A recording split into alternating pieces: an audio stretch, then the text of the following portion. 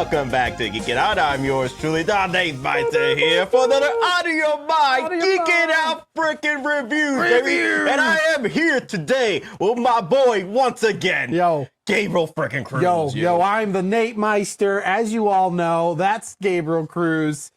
And it's because of the glasses. Wait. What? We're playing reverse games here. No. You're Gabe. I'm the Nate Meister. No, I'm the Nate Meister and you're Gabe. No, wait, what? No, stop. Stop that. Stop what? Stop that. You stop that. No, yo, Gabe. Nate. Nate. Meister. Gabe. Gabe Meister. What's Meister Gabe. What's up, Gabe? Yeah, what's up, Nate? Now you're gonna confuse me. Here we are. What are we reviewing today? What are we reviewing? You know what the hell we're reviewing today. Do I? Yeah, I didn't put it onto the background at all. Oh, look at that, Ahsoka. Look at that. Oh, my God. Yes, we're reviewing. Oh, my God. Your headphones. Let me fix that up. There you go. Cool. Anyway, these things are flying around. Anyway, we'll be reviewing today the first 4 episodes of freaking Episodes Ahsoka. 1 through 4. 1 through 4. Wow. I'm so ready for the other ones. Dude, I think it's been like, 3 weeks since release, right? Because they released first 2 episodes of Ahsoka. 3 weeks. We're 3 weeks in. And the one thing I've realized with this show, Gabe, audience, is Hugh Yang's, the droid's, words from the trailer. After watching the first 2 episodes, I think it's time to begin again. Time to begin again. Yes. It is. It is that time to begin again. I mean, we didn't begin again, what was it? In Force Awakens. Force Awakens. Well, Force Awakens could have been. It could have been a beginning again. Yes. Well, I mean, it was a beginning. It did begin. It did begin. And it tripped and fell. On his face? On his face. It tried something new. We talked about that last time. You know, Rian Johnson tried something new. I do like his Knives Out movies. They're not bad, you know. Okay, but not Star Wars. But when you look at Dave Filoni's work, you're like, damn. This man had a plan. Yo, this man had a plan. He's trying something new. I'm enjoying it. This man had a plan. Yo, so far, I'm having fun. You know, I haven't had fun like this since Mando. Yeah. I did have fun with Mando. Yep. I would say it's the same kind of fun, but Andor. Oh, that's right. Andor. But it's 2 different feels. Yeah, that's the thing, though. Two different feels. 2 different feels, 2 different genres here of storytelling. Oh, yeah. With Andor, it's more like your espionage genre. And then, of course, Dave Filoni's Ahsoka right now with Baylan coming in. That's my boy. Ray Stevenson. Rest in peace. R.I.P., bro. R.I.P. R.I.P. R.I.P. Our friend Ray. I love that. Towards the end of the credits. So they gave him. Yeah. They gave him a little send off. Yeah, gave him a little send off. It was nice. Yep. I did like that. Dave Filoni decided he wanted to do 2 episodes for the first week. Right. It was really good. Get you started. I don't know if that was necessarily his want or if that was studio. Okay, you're right. Possibly. Because that could have been studio being like, let's put 2. Yeah, that's throwing. Because how many did we get total? We're getting 8 episodes. 8? I thought it was 6. I think it was 8 episodes. Oh. Yeah. I think we're getting 8 episodes. Okay. Yeah. Okay. And we're pretty much at the 4th episode right now. Okay. And I know we did want to go and do a review prior week. I got sick. But yeah, our boy Gabriel Cruz got sick. I got. Okay. Ooh. Oh, maybe I shouldn't have mentioned that. Oh. Okay. So you just got that off. I got the. You got the. Yeah. Okay. Got a lot of that. You throw that on me too, dear Lord. But anyway. What was that? Oh dear God! So not in my coffee, my good so sir. Bad. My bad. Not on the Grogu. Not on the Grogu. Well, Grogu'd be fine. So he got that force healing. Yeah, force healing, of course. Before we, start off with the episodes, because our little introductions here, were you excited that Ahsoka was getting her own show? Yeah, I mean, especially since I'm a fan of hers. I would say not necessarily the first Clone Wars movie. It did throw me off the very first time I saw it. I was like, Anakin's got an apprentice? Yeah, that was a big surprise. That's not every movie and technically the old cartoon series ever told us. You remember the Samurai Jack version. But it grew on me, especially once the Clone Wars show really moved into it. It grew on me, and then she became I guess just like the Clone Wars series started off a bit slow. That's the thing with Dave Filoni. You got to let the man cook. Oh yeah. He starts to simmer. He simmers his stuff first. Gives you a little bit. Gives you if you were to be the guest eating at his restaurant, you would definitely smell the aromas coming from the kitchen. Yep. But you would be sitting there after the first maybe 30 minutes, like, is it done yet? Well, then when it comes out, you'd be getting some of the appetizers first. Okay, you're right. You're right. You get a little bit of appetizers, but you're still like, man, I'm really looking forward to this main meal. And then once that main meal hits, it hits, and you're just like, oh, this is delicious. And you're happy that you waited that long. Maybe you were mad. You probably get mad a little bit. You're like, damn it, I waited 30 minutes for this meal. It's rare. Prime Rancor steak. Oh, Rancor steak. Chef kiss. Oh my gosh. It's so good. It was so good. And that's pretty much how we feeling right now, guys. About Ahsoka show right now. And let Dave Filoni cook. Let him cook. Let him cook, bro. Let him cook.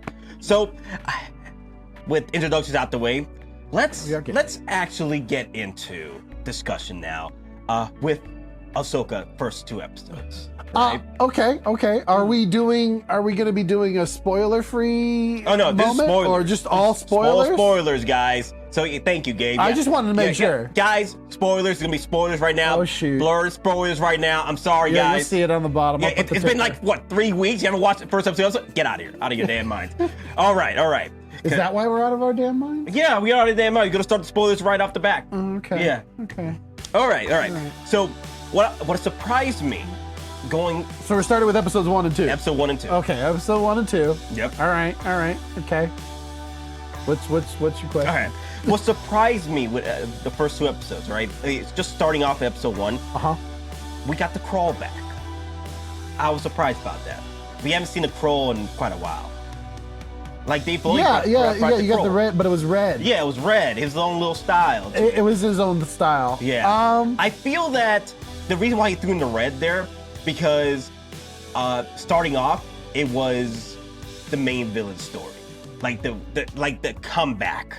The villain's making a comeback. Okay. You know what I think it was? I think it was for all those, and we talked about this sort of last time. It was for all those who didn't want to do their homework. Oh my God! You almost been no, dead serious. Yeah. Because technically, when and you can correct me if I'm wrong, and I'm sure we might get some in the comments on this. Yeah. But Lucas, when he put together his cut, it never had the scroll title. Yeah. The original cut never had the scroll title. Never had the scroll. And somebody asked him, "Where are we in this universe? What's going on that led to this moment?"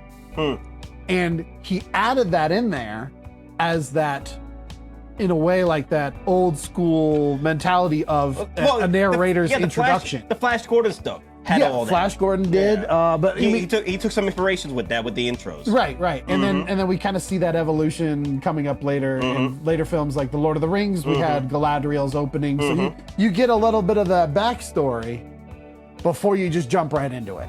Right? So are you okay with the scroll coming back? I'm okay for those who, I'm okay for it. I mean, personally, it didn't bother me. If anything, I was like, ooh, we got a scroll. Okay. Yeah, the crawl, yeah. I think it was, I really do believe it was more for those people who have not watched any of the Clone Wars or any of the Rebels series. I felt it was more for them.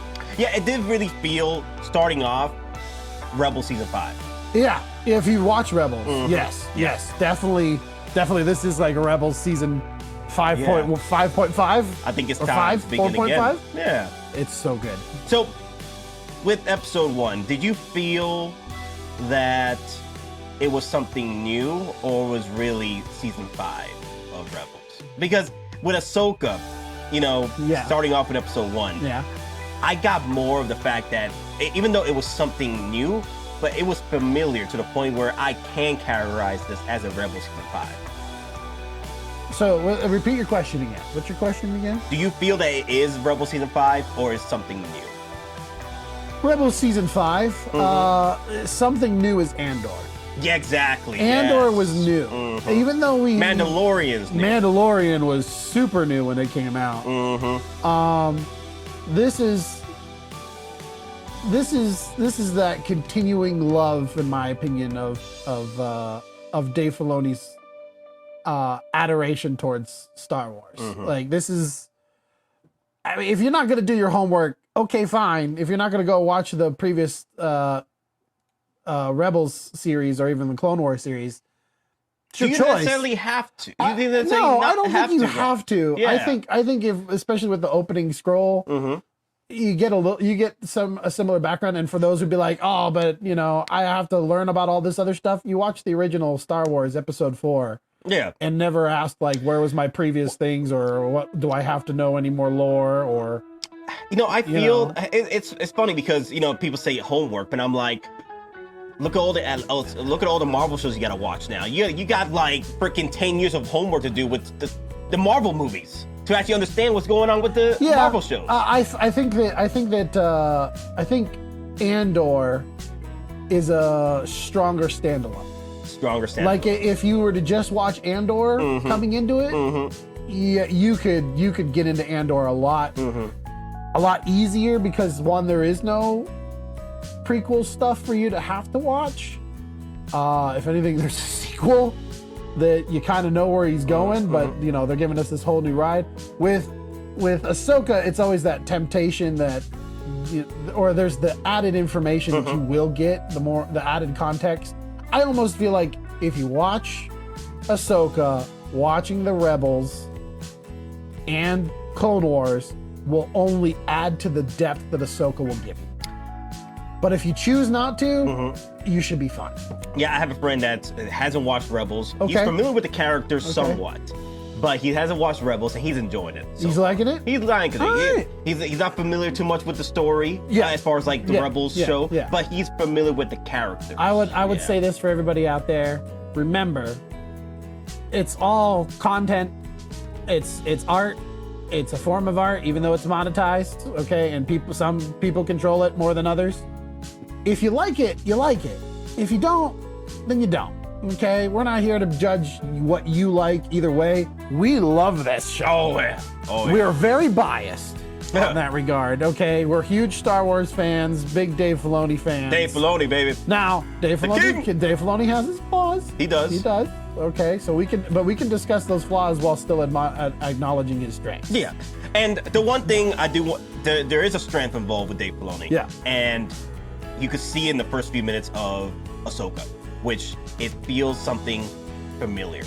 You got the openings, brand new not flagship, but new starship from the New Republic come into the picture, kind of like the Star Destroyer in New Hope. Yeah. And the intro fight that you get that's similar to the Phantom Menace intro fight with Qui-Gon and Obi-Wan coming in. I can see that. I can see how that's like a mirror. A mirror, so to speak. Yeah. With Ray, rest in peace. Yeah. Baylan's character coming in with Shin, into pretty much going into rescue or pretty much take back Thrawn's protege. Right. I forgot her name. Morgan? Is it Morgan? Who's Thrawn's protege? Yeah, Thrawn's protege. Morgan Elsbeth. Yeah. So pretty much Morgan Elsbeth, if you don't remember, she's a Night Sister, which was revealed during episode 1 and 2 that she was a Night Sister. Even though it is hinted in Mandalorian season 2 with Ahsoka explaining the character's backstory, that she's also helped create Thrawn's fleet. Yeah. Then is it the Seventh Fleet? Yeah, the Seventh Fleet, right? I think so. Trying to remember Thrawn's fleet. I think it's the Seventh Fleet. She helped create Thrawn's fleet, and not only Thrawn's fleet, but the Empire. You're right. Yeah, the Seventh fleet. She also helped create the Empire's fleet as well. But Ahsoka also didn't mention that Morgan Elsbeth was what her family and her and her race were wiped out during the Clone Wars. Which race of people got wiped out in Clone Wars that matches to Morgan Elsbeth? The Jedi. No. Oh. You're close. Ah. The so Night Sisters close. with Clone Wars. Night Sisters. The witches. The witches? No, I don't think there's anybody who comes in, drinks potions, and kills monsters. So did you like that reveal? Actually, I do. I was really glad that they kept the Night Sister thing in there. Yeah. And I remember when they revealed it in our first, was it our first episode that they revealed? Yeah. Yeah, because they were on the planet. The planet where I forget the name of the planet, but it was the planet where they had the temple, the Night Sisters temple. Not the Night Sisters temple, but it was like these Stonehenge. Yeah, it's a Night Sisters temple. She says this was a temple of my ancestors. My ancestors, and she had the spear that she stole right, from Ahsoka. Right. Yeah, so, I was actually, I had forgotten that she's a Night Sister from the Mandalorian show. Well, they didn't say she was a Night Sister, but they mentioned her family and her race got wiped. So, but when she officially said, yeah, like my sisters, and they were like, you're a witch. Yeah. There was that part of me in my head that just goes, oh, what? She's a Night Sisters are gone. Yes. Gone. The only one who became sort of an honorary Night Sister was, what's her name, with the two red lightsabers? She was an apprentice for Dooku for a little bit. My girl. Forgot my girl's name. Dooku's apprentice. Oh my god, the name is escaping right Ventress. now. Asajj Ventress. Asajj Ventress. She's the only one who that we knew of before that escaped. Yeah, and we still don't know if she's. We don't know where. Yeah, we don't know what's going on with her.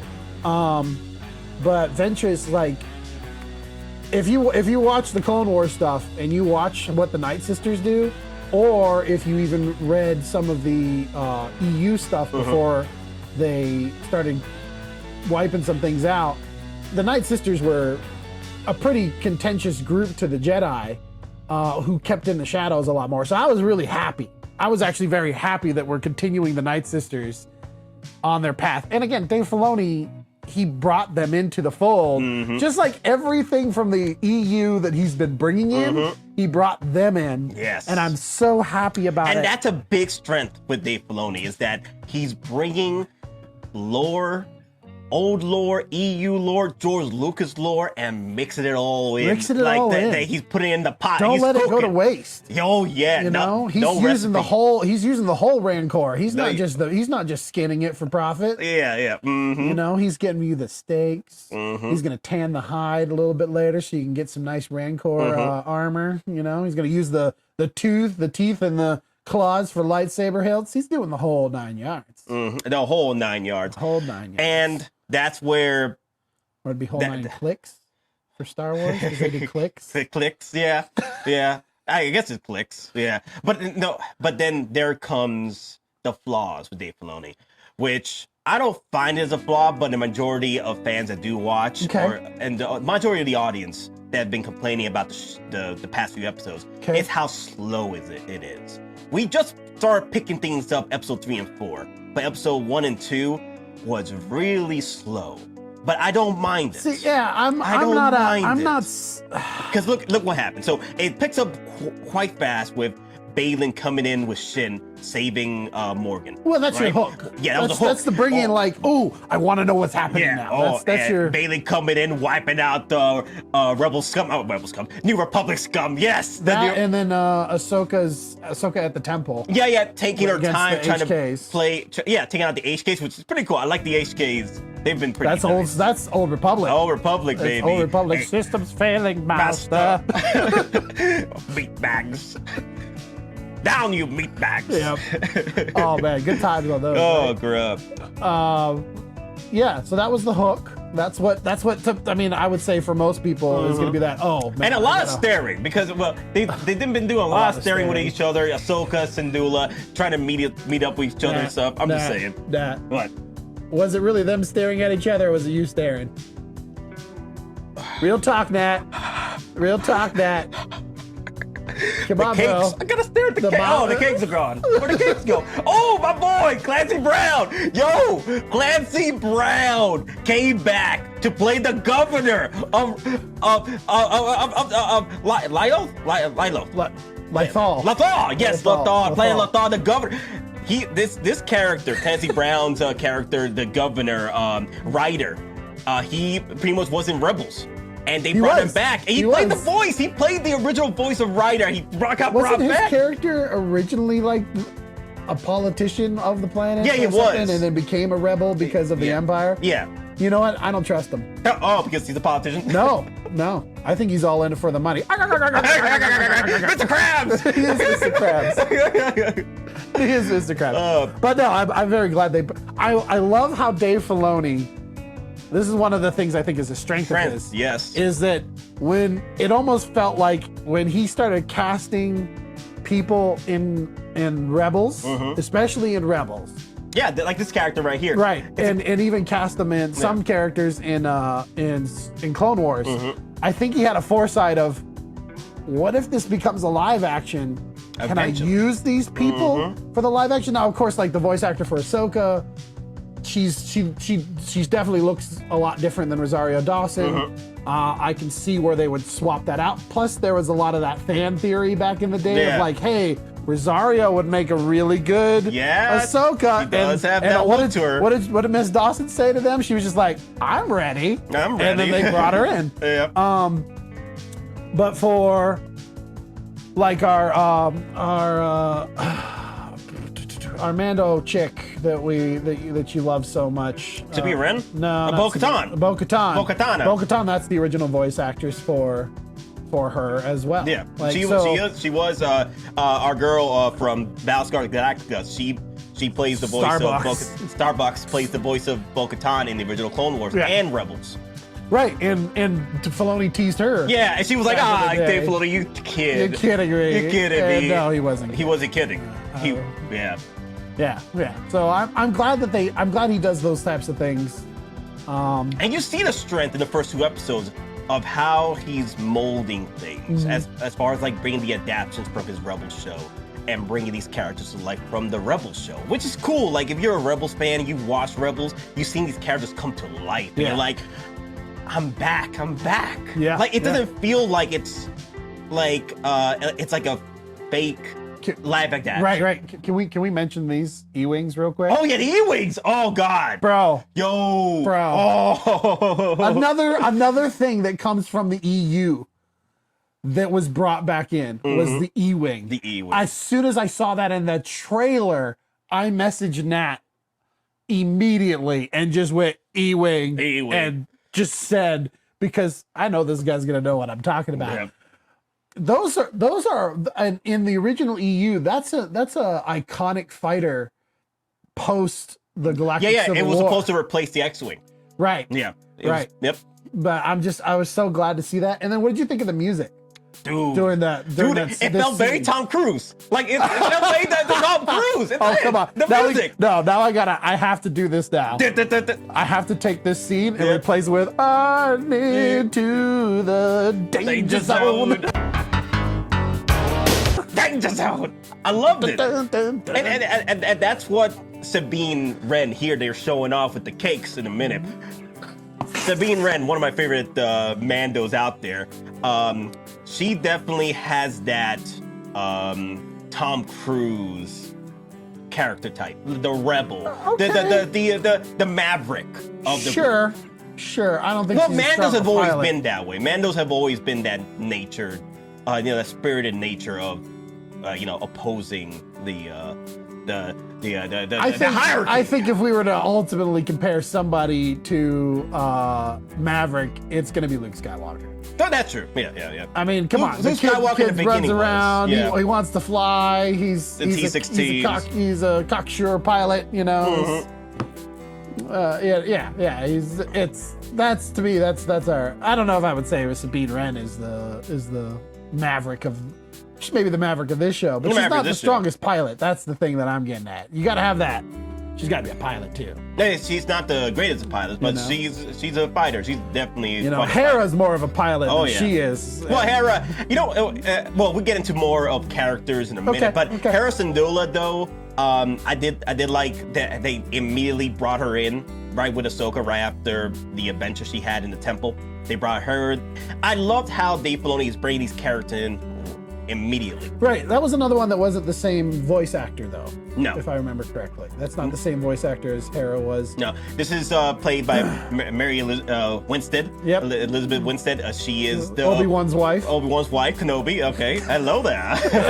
You lucky bastard. Kenobi. How dare you? How dare you take my queen? This is for maybe a little bit of our shorts or whatever. I'm going to interrupt real quick. I have a theory about Obi-Wan Kenobi. Okay. Obi-Wan Kenobi, when he goes to sleep, dreams in Moulin Rouge, the movie. Oh. Obi-Wan Kenobi, who's his love interest? Who's Obi-Wan Kenobi's love interest? Damn. What was her name? She was the Queen of Mandalore. Yeah. Queen of damn. Damn. Forgot her name. Satine. Satine. Duchess Satine. The Duchess Satine. Okay. Yes. And who is Ian McKellen's? Not Ian McKellen. Ian McKellen. Yeah. What is his love interest in Moulin Rouge? Is Satine. Satine. Oh my God. And he gets to be in love with her. But spoilers for anybody who hasn't seen Moulin Rouge, she dies.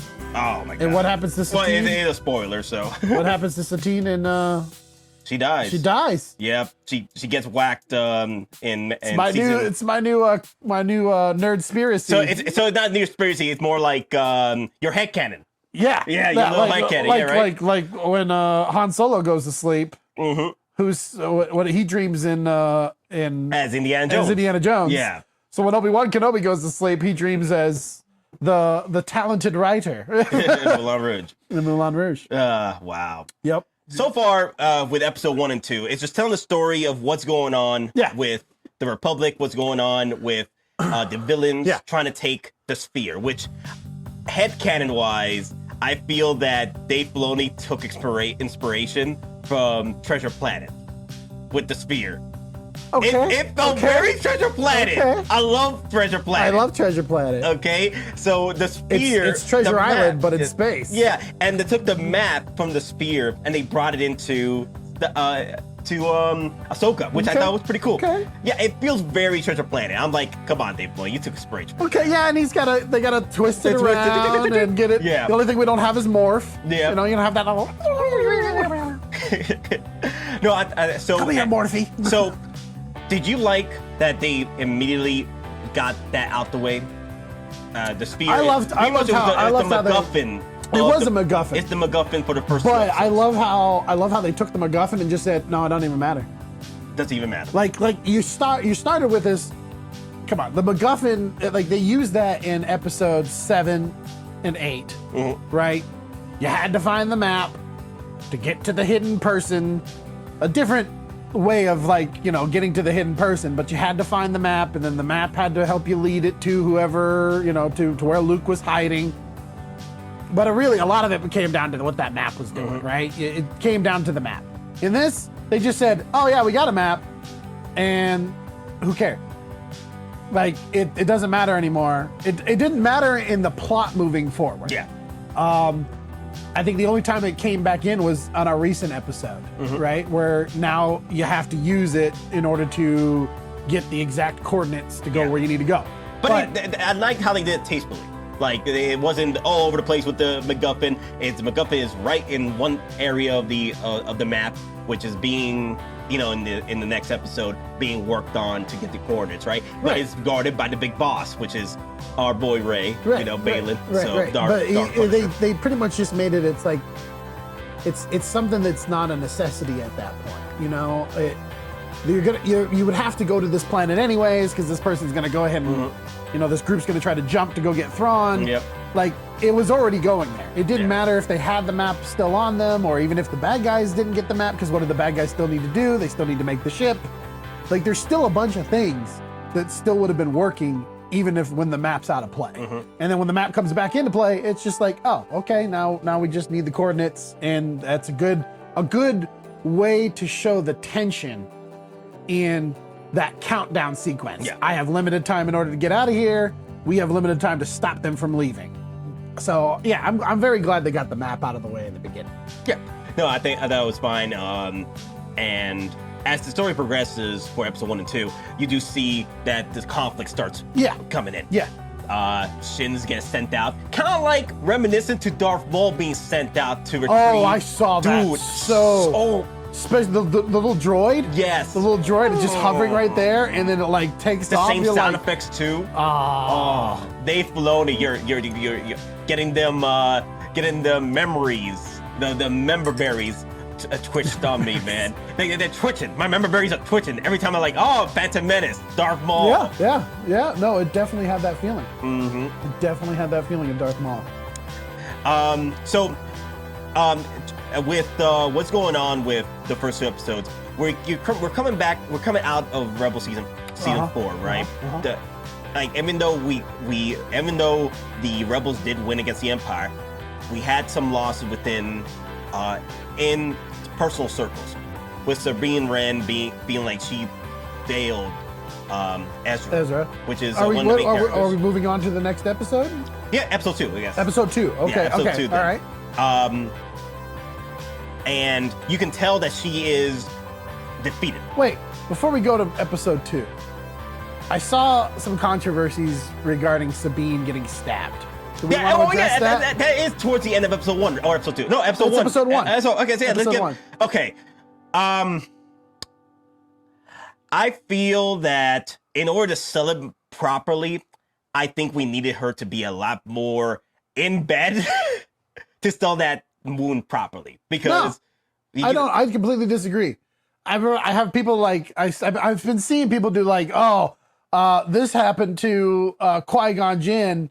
Why is Sabine able to walk Qui-Gon, away? he was down and out for an hour. Well, not just that. Yeah. Qui-Gon had that thing go straight through his chest, this area, spine, middle of the chest, Yep. which would have hit the spine.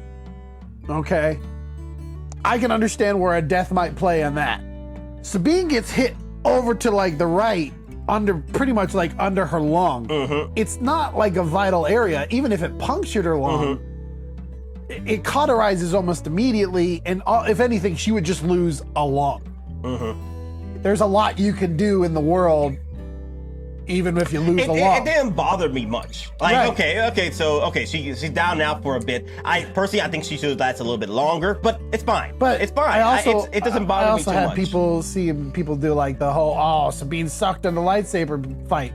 Yeah. She's supposed to. She doesn't train. Rusty. She's rusty. Very rusty. And that's what I was going to add to, is that with what happened after the success of saving Lothal, they had to sacrifice Ezra. By Ezra, sacrificing himself to defeat Thrawn, right? Yep. It left her defeated for years, right? Yeah. She left her rusty. She didn't continue her training with Ahsoka, which she was a apprentice to Ahsoka. She failed in that. She went back to Lothal. And even if she was involved in the rest of the rebellion, it's been how many years after? It's been 8 years. 8 years? That's a lot of time to just be sitting idle, no combat. As a Mandalorian, no combat, no training. Like, yeah, there'll be instincts that kick in, but it's not like she's just gonna pick it up like John Wick and just be able to do a bunch of crap again. And even John Wick, wasn't retired that long. Yeah, he was rusty a little bit, but he wasn't that retired, so to speak. But I did like how it humbled her. It did humble her. Because when she got attacked, the Lothal cats were running around. Right. She got attacked. The sphere got stolen. She went up against Shin with her lightsaber, and then Shin was like, Shin, who's been training. Yes. Who's been continuing, who just got, you'd see her get into a fight just a little bit ago. And she was able to block blaster bolts all around with multiple enemies. Yep. Yeah. So I didn't see that as too big of a controversy as some people were pointing out. But that definitely does lead into episode 2 where she's healing. Yeah. I liked how they showed the Bacta. And the Bacta tanks. The Bacta healing pad and everything, and how quickly that will heal you up, because it will. If you played any old Republic. They helped out big time. I usually be hanging around with the droid back the tanks, like, heal me up, heal me up, help me up, help me up, help me up. When we used to play old Republic, yep. I would come in with my trooper tank, and he would. I think my build had that little droid that would come down. Yeah, and it would help heal people in a certain radius. Yep. Good times, man. Good times. Good times. So episode 2, a little slower. It's a little even slower, less action. But they're telling the story of how more of the villain side of how they're continuing the story with the sphere, the treasure planet sphere, and developing the maps and stuff. And that's when we find out about Morgan Elsbeth's lineage with the Night Sisters. Yeah. And I love how we're learning bits and pieces about the villains, and they're in a way they're more like sort of like in the middle, not really villains. Most of the characters anyway in the villain side. You know, I like that. Are you talking about how like Baylan is? Yeah, we're not sure if he's a bad guy. Of a gray. Yeah, and like he's like in the middle. He's only using the villains as to progress his story. I heard somebody, I kind of agree with this one. I heard somebody make a comment that Baylan is sort of like early Dooku.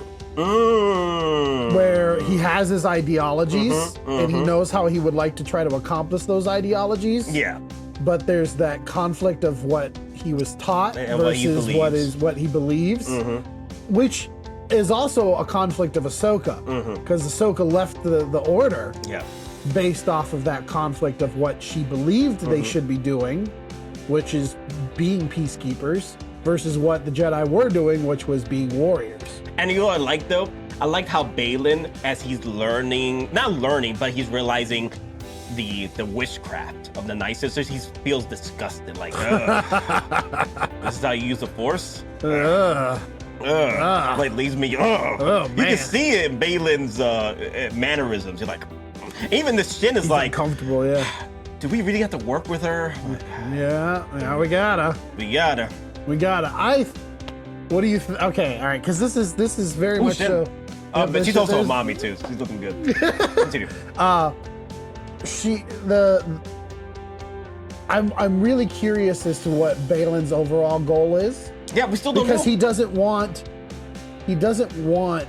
another Thrawn. war, right? He doesn't technically want Thrawn. Yeah. But he kind of makes the same argument that Thanos does with the whole, this is on the 4th episode, but you need to destroy to create. And in episode 2, he talks about, I'm pretty sure this was episode 2, it was either end of episode 1 or beginning of episode 2, he talks about power beyond what they could imagine. Yeah, beyond imagination, yeah. So I liked how Baylan brought up some dark side lore into that, and the really just is great with this, because that's how the dark side works, you know, destruction creates light, right? And that's within the But it depends on where in the dark side you're kind of ascribing to, because there are good dark side users in original EU type of scenarios. As Arcoon was among that crowd, you know, with destruction creating life. Right, and he still sticks with the rule of 2, which he sticks with the rule of 2, but their lightsabers are not red. Yeah. I think that's very fascinating. Yes. There's a lot of different lores you can delve into as to why lightsabers are orange. Certain Jedis use orange lightsabers before. I did. Yeah. I've always been a purple red. I'm an orange. Every time I would play Jedi Outcast or I was always purple. Old Republic, I always made my lightsabers orange. Yeah, I don't know why purple. Maybe I'm a Samuel Jackson fan. But anyway, so the defeat, Sabine's Wren's defeat humbleized her to the point where I love Hugh Yang's David Tennant's character. You know, in my own headcanon, I feel that is a Doctor Who transformation, and he just got stuck into the Star Wars universe. Personally, for me, okay, in my own headcanon, Hugh Yang is just a Doctor Who transformation that ended up in the Star Wars universe. I'll only agree when he pulls out what looks like a screwdriver and opens the door with it. Like he doesn't like plug in. He just goes ding. and it opens the door. I'm surprised you haven't seen that yet. Once that happens, I'll agree. Yeah, I'll agree. And maybe the ship is the. But that would mean that the Doctor became a Cyberman. Oh my no! Oh my God! Yes. That's what that would mean. Yeah, in a way, yes. No, Yeah. no, the Doctor could never become a Cyberman. Oh dear Lord. Nope, I reject this theory. Oh my I God. reject this theory. Oh my God. But Hu Yang, I think Hu Yang is what grounds Sabine and grounds us with the old school side of the lore. yeah, he's a lore dump. Pretty much, He's a huge lore dump. I love the lore dumping. Like there's like in the next episode, after episode 2, episode 3, there's this training montage between Hu Yang and Sabine Wren. And they go over forms. Go over the saber forms. You know, because Sabine Wren is rusty. We had to okay, gotta teach you. And before that, Hu Yang was. I love Hu Yang's character being someone that doesn't take shit. Should we tell them, for those who haven't done their homework or haven't watched any of the Clone Wars, what Hu Yang was in the Clone Wars? Yeah, okay, actually, yeah, you're right. So Hu Yang is a droid that was programmed to train younglings in the art of creating your lightsabers. From the very beginning. He's older than Yoda. He's 1,000 years old. Yeah. He's 1,000 years old from this time in I think he's older. I think he's the Old Republic. No, he literally says a line, I have 75% of my parts still, and I'm 1,000 years old. Oh, okay. So he's still older than Yoda. He is older than Yoda. Yeah, because Yoda was like 900 years old. And remember, Yoda's passed away. Yeah. And he's still up and kicking. Yeah. But yeah, if you go back and watch Clone Wars, I'll probably even show a little cutaway. Yeah. There, he helps a group of younglings learn how to, or technically not learn, he guides them in the manner of building their lightsabers, which comes back into play in episode 2, where he goes through his own memory banks and recognizes Baylan's lightsaber. Yeah. He didn't recognize Shin's lightsaber because she's so new, but Baylan, though, I recognize this art form. There's only one Jedi that he could recall that built their lightsaber like that. And that lightsaber, that hilt, that's not a little hilt. That's a tall hilt. When you see him hold that blade, that's a tall hilt. I wonder if there's the feature in it that they're not showing, which is some lightsabers had a dial that lets you extend the blade, another X amount of inches. I wonder if his blade does that. Well, it becomes more like a great sword. Yeah, I think we'll get more into it in episode 4. We can discuss that with episode 4. Okay. But that'd be a pretty good feature right there. It would. Yes. So yeah, I love the fact that Hu Yang doesn't take crap. No. Like he was talking to Sabine. I'm like, Sabine, yeah, you're cool and all, but I need you to get your ass up, Guardian. Okay? I'm like, wait a minute, what? Like, he's like, but I still going through my feelings. I'm like, I don't care about your feelings. We got a mission we gotta do here. Okay. All right? Come on, let's go. And he's like, she's always downing herself, because she feels that. Yeah, and he's just like, okay, the past is the past. Yeah. Move on. Because you can't, and this is a true thing for life, as much as we go through in our lives, there is a certain point where you either decide to let it continue to rule you, or you got to have that mental capability of just going, you know what, screw it, I got to get up and do something. Yep. And that's what Ahsoka wants her to do. And then Hu Yang is explaining this to Sabine, like, if you want Ahsoka to respect you going forward, you gotta get so, yeah. Come on, you gotta get your crap together. You gotta get your voodoo together. Voodoo together, yes. And I love that part of Hu Yang, voodoo. like the voodoo. Yeah. Voodoo. Panta voodoo. Yeah. I love that about Hu Yang. Like Hu Yang got her up and running again. I'm like, Yeah. Well, it gave her a little bit of a push. Let's move. Yeah. You've been down. You've been out of practice. Yep, I'll admit it. Life sucks. It does. You got problems. Everybody does. Let's go. Let's go because we got no time to waste here. We got something going on. We got no time to waste. In Syndulla's, I like how Syndulla kind of just throughout that episode 2, just kind of, you might want Sabine back. You might want Sabine back. Yeah. Oh, by the way, did I mention? You want Sabine back? Sabine's there. Yeah. But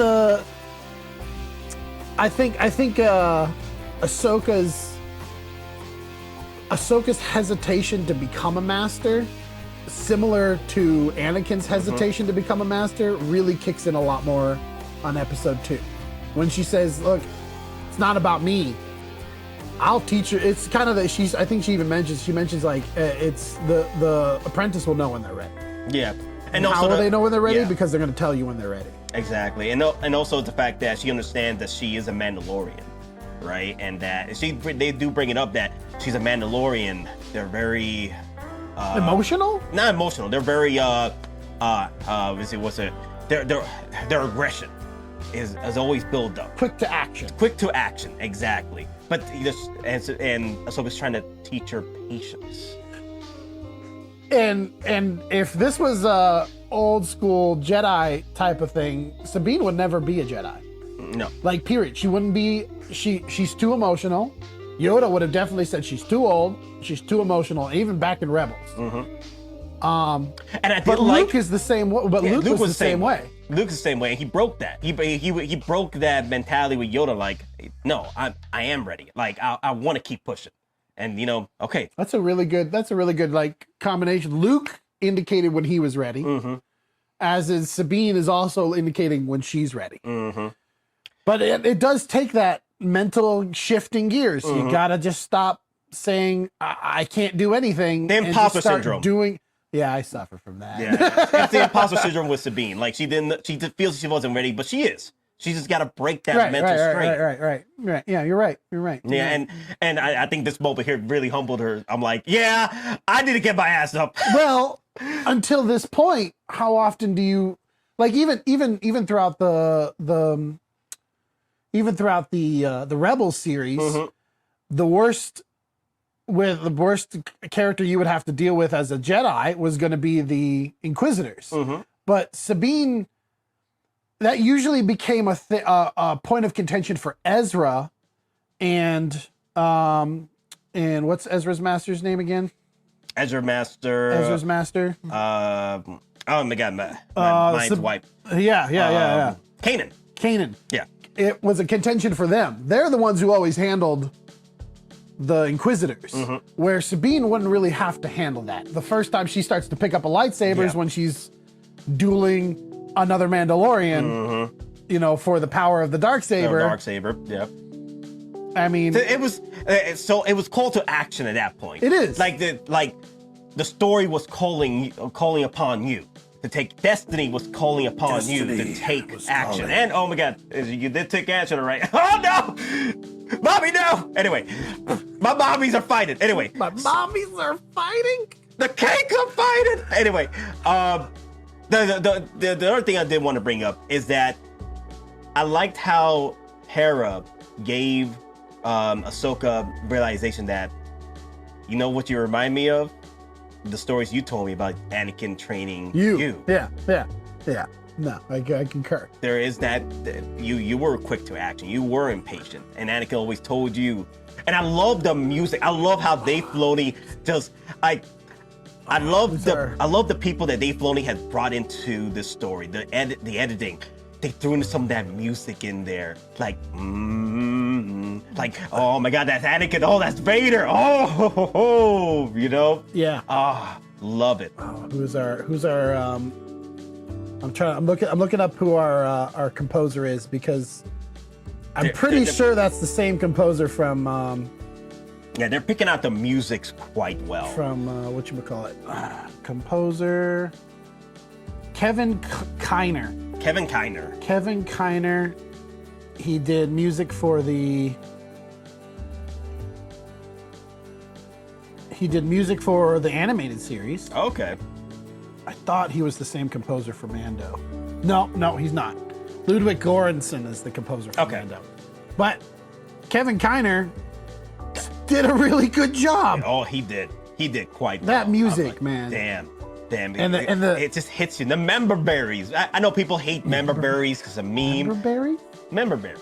Like to remember? It's a meme from South Park. Oh. Okay. All right. Gosh, that's a throwback. That's a throwback. Anyway, the villains, they've taken the spear. Yeah. We've seen both sides of the villain story. Yeah. There's no gray or black. There's no full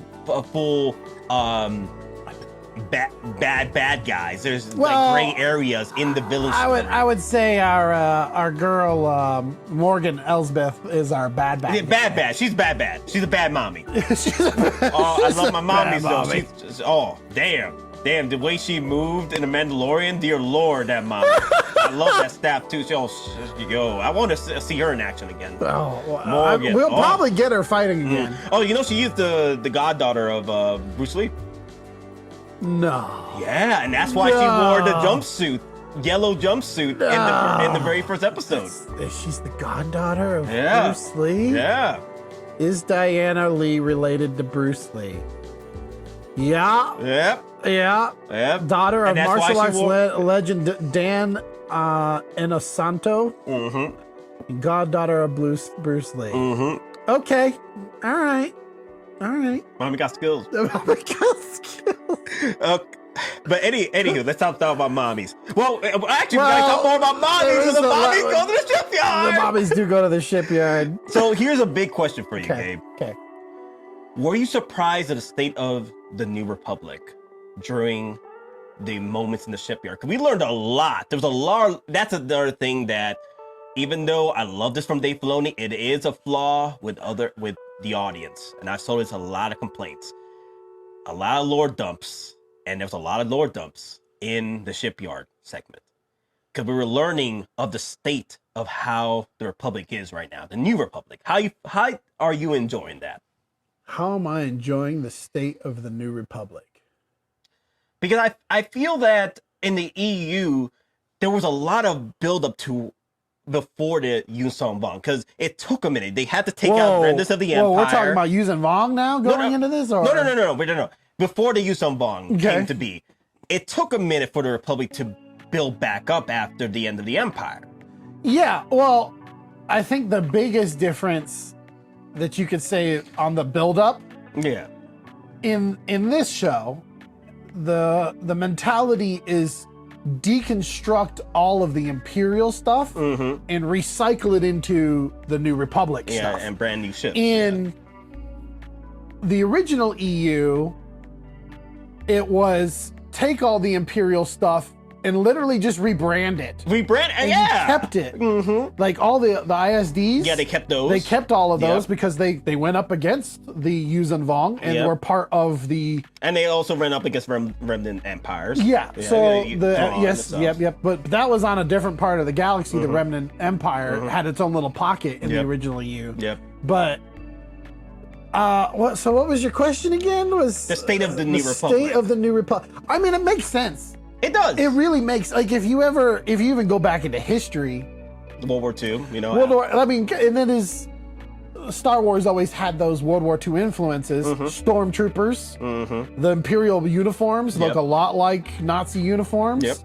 Stormtroopers were literally stormtrooping from Germany. Those were literal, like, right hand peoples of Hitler, especially as he was gaining power. Like, all of that stuff has a lot of influence here, where after World War II is over, sadly, even today, you still got Nazis. You know? It's very understandable. For the Empire! It's still very understandable that you have post-Imperial remnants throughout your Republic. Even Mandalorian, our Mandalorian season 3 has that moment. Yeah, they do. With, technically the spies. The spies, but also our Dr. Pershing. No, not Dr. Pershing. What's his name? Count Dooku was a visionary. Dooku was. I mean, that even goes further back. Doc Brown. Like he's going further back. Like no, I'm still with the Separatists will rise again. Like, come on, like Separatists did nothing wrong. It's kind of a natural thing to have conflicting ideologies. Yeah. And conflicting preferred forms of governance. Because in a way that reflects life, you know, Republican versus Democrats, you know, liberals, conservatives, independents, whatever. That's happening nowadays. Yeah. So if one group comes out of power, it's only natural that there's going to be still those remnants that are still there that are like, no, I liked it how it was in the old days, you know. And that's what we learned going through episode 2's end part, where Hera Syndulla comes in with Ahsoka, right? And again, but I think Ahsoka kind of humbled her in that regard, because they're like, oh yeah, we're gonna go to a Republic thing. Are you sure everybody's for the Republic? Did you check?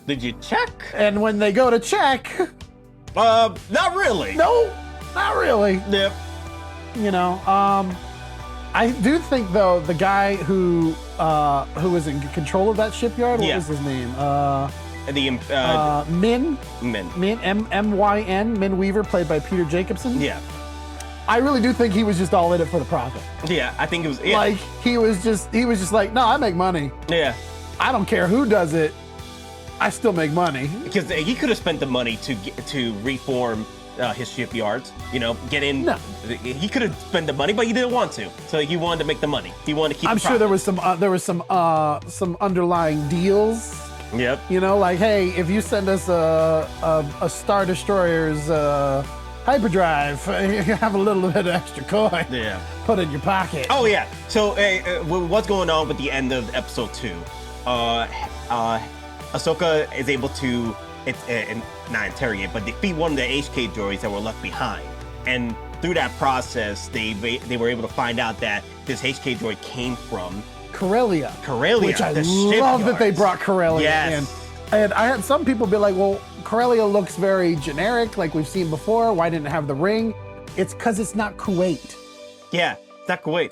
The Kuwait's shipyards was the Imperial shipyards. Yep. They had that big giant space ring that goes around it, whereas Corellia was where the New Republic, technically the rebels, started to build their ships along with Moncala, because Moncala had a lot of, you know, and there were more of their stuff, ships ready to go. Yeah, more ship building were more towards the more in the inner atmosphere versus being out in space. Right. You know, with the way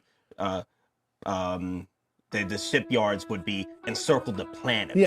So that's the difference. But anyway, with Corellia being involved, which was pretty cool. I'm like, oh, they're doing Corellia. That's nice. Okay, we're gonna go back to Corellia again. We only saw Corellia in the Solo movie, and then we see that they were building the Star Destroyers in planet. Yeah. In the inner planet. So it makes sense that there won't be no ship ring like they did. The shipyard construction, ring side.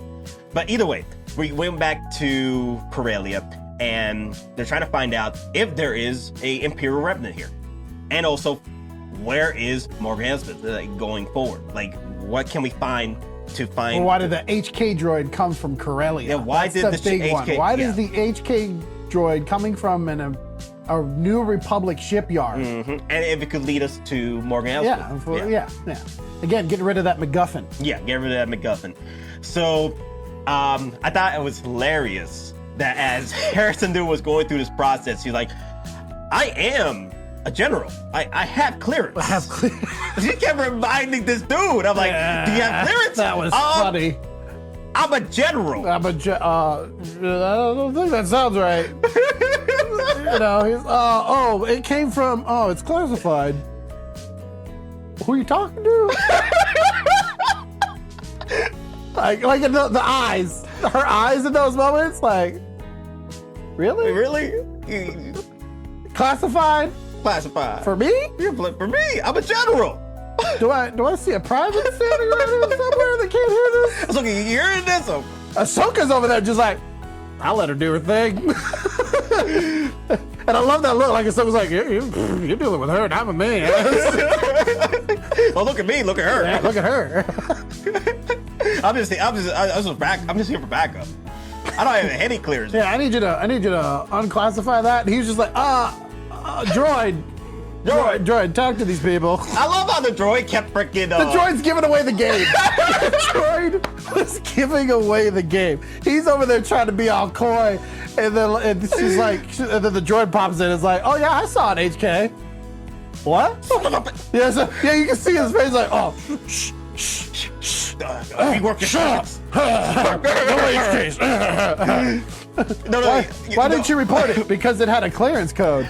You know what's funny though? You know what's funny though? I don't think he was trying to hide things because he knew there was Revenant Imperial. I think he was trying to hide things because he knew he didn't want to get killed? Yeah, exactly. I think he's because he's just the prophet guy. Yeah, he's prophet guy. Like, wait a minute. These were Imperial? Oh dear God, I'm effed up. Like, they're gonna arrest me. It's bad. Blasters. Yeah, because it looked like, because he wasn't part of the Imperial game. For the Empire! You know, he was more like hiding behind a droid. I'm like, I effed up. Because he got greedy. He got greedy for money. I think he realized that he got too deep into Too deep for the credits. Exactly. He wasn't ready. He wasn't ready to. Well, I mean, if you kind of think about it, like, I don't blame him. I really kind of don't. He's over there for the money. Yeah. He's got this gig going on. Because I think if he knew these were Imperials doing their thing. No, I think he knew. I think it was just that, well, I'm not really doing anything wrong. Like, I'm not making an uprising. Yeah. It's kind of that plausible deniability kind of thing. Like, he knew, but nobody technically told him. Yeah. And he knew there were shady things going on, but his pockets are still getting filled at the end of the day, so he doesn't ask questions. You know what I mean? I think that's how it was for him. You know, and that whole when they were even first interrogating him, like, you know, do you have ex-Imperials working here? He's like, yeah, I have to. I got plenty. I got a whole bunch. I'm not gonna hide that. Mm-hmm. And it just came down to the oh crap, I'm actually in trouble now. I'm in deep right now. Oh crap. So you can believe me if you need to. Yeah, I know. But either way, things go for the worse. Well, for the Imperials anyway, because they got to run with a brand new, well, not brand new, but a IST, Imperial Star Destroyer, Super Imperial Star Destroyer, hyperdrive. Who needs that massive hyperdrive? I do. Oh my God! I need one. When I heard Super Star Destroyer, hyperdrive, I'm like, what are they building stock? Well, dude, just that. Is that what I think it is? And then the guy's like, oh yeah, we take those things apart all the time. Where's it going? We don't have any ships that. Yeah, are we don't that have any ships yet. that are using that. In that opening ship that we first see. Yeah, it's smaller than Home One. It's smaller. It's smaller than the Moncala ship. Yeah, it's even smaller. It's battle cruiser.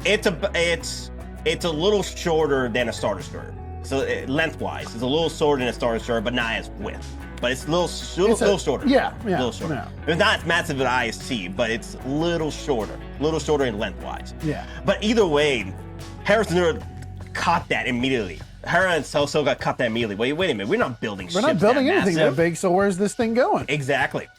I think it was a good way to tie it all in. Mm-hmm. You know, the whole like, all right, now the ship is trying to get away. Of course, what's her name? Shin shows up with our guy who's playing the last Inquisitor. Yeah, the Marok. Marok. Yeah. Yeah. They show them showing up. Which that was to me that was a good fight. Yeah, I personally enjoyed loved that it. lightsaber fight. Yeah, it felt very Clone Wars to me. Yeah. It reminded me of Grievous versus like Obi-Wan. Yeah. In which, you know, he's gonna use his droids to go and attack as well as try to give him that leg up. Yeah.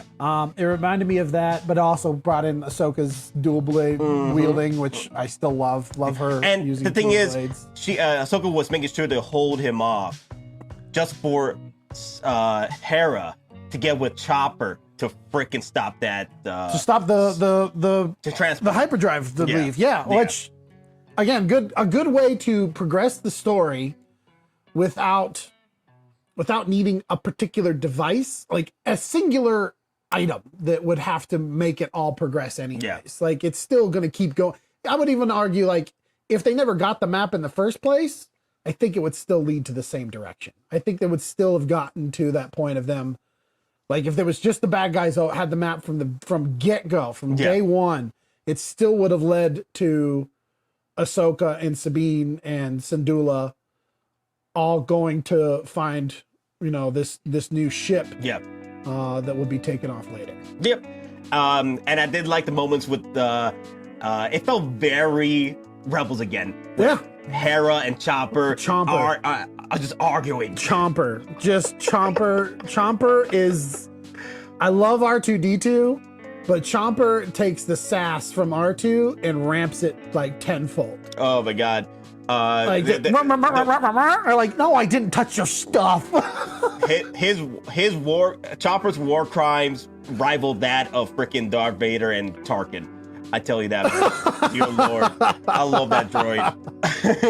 That droid is hilarious. And you can hear the voice because Dave Filoni plays the voice of Chopper. He was like, no, I didn't touch your stuff. Did you check under the battery?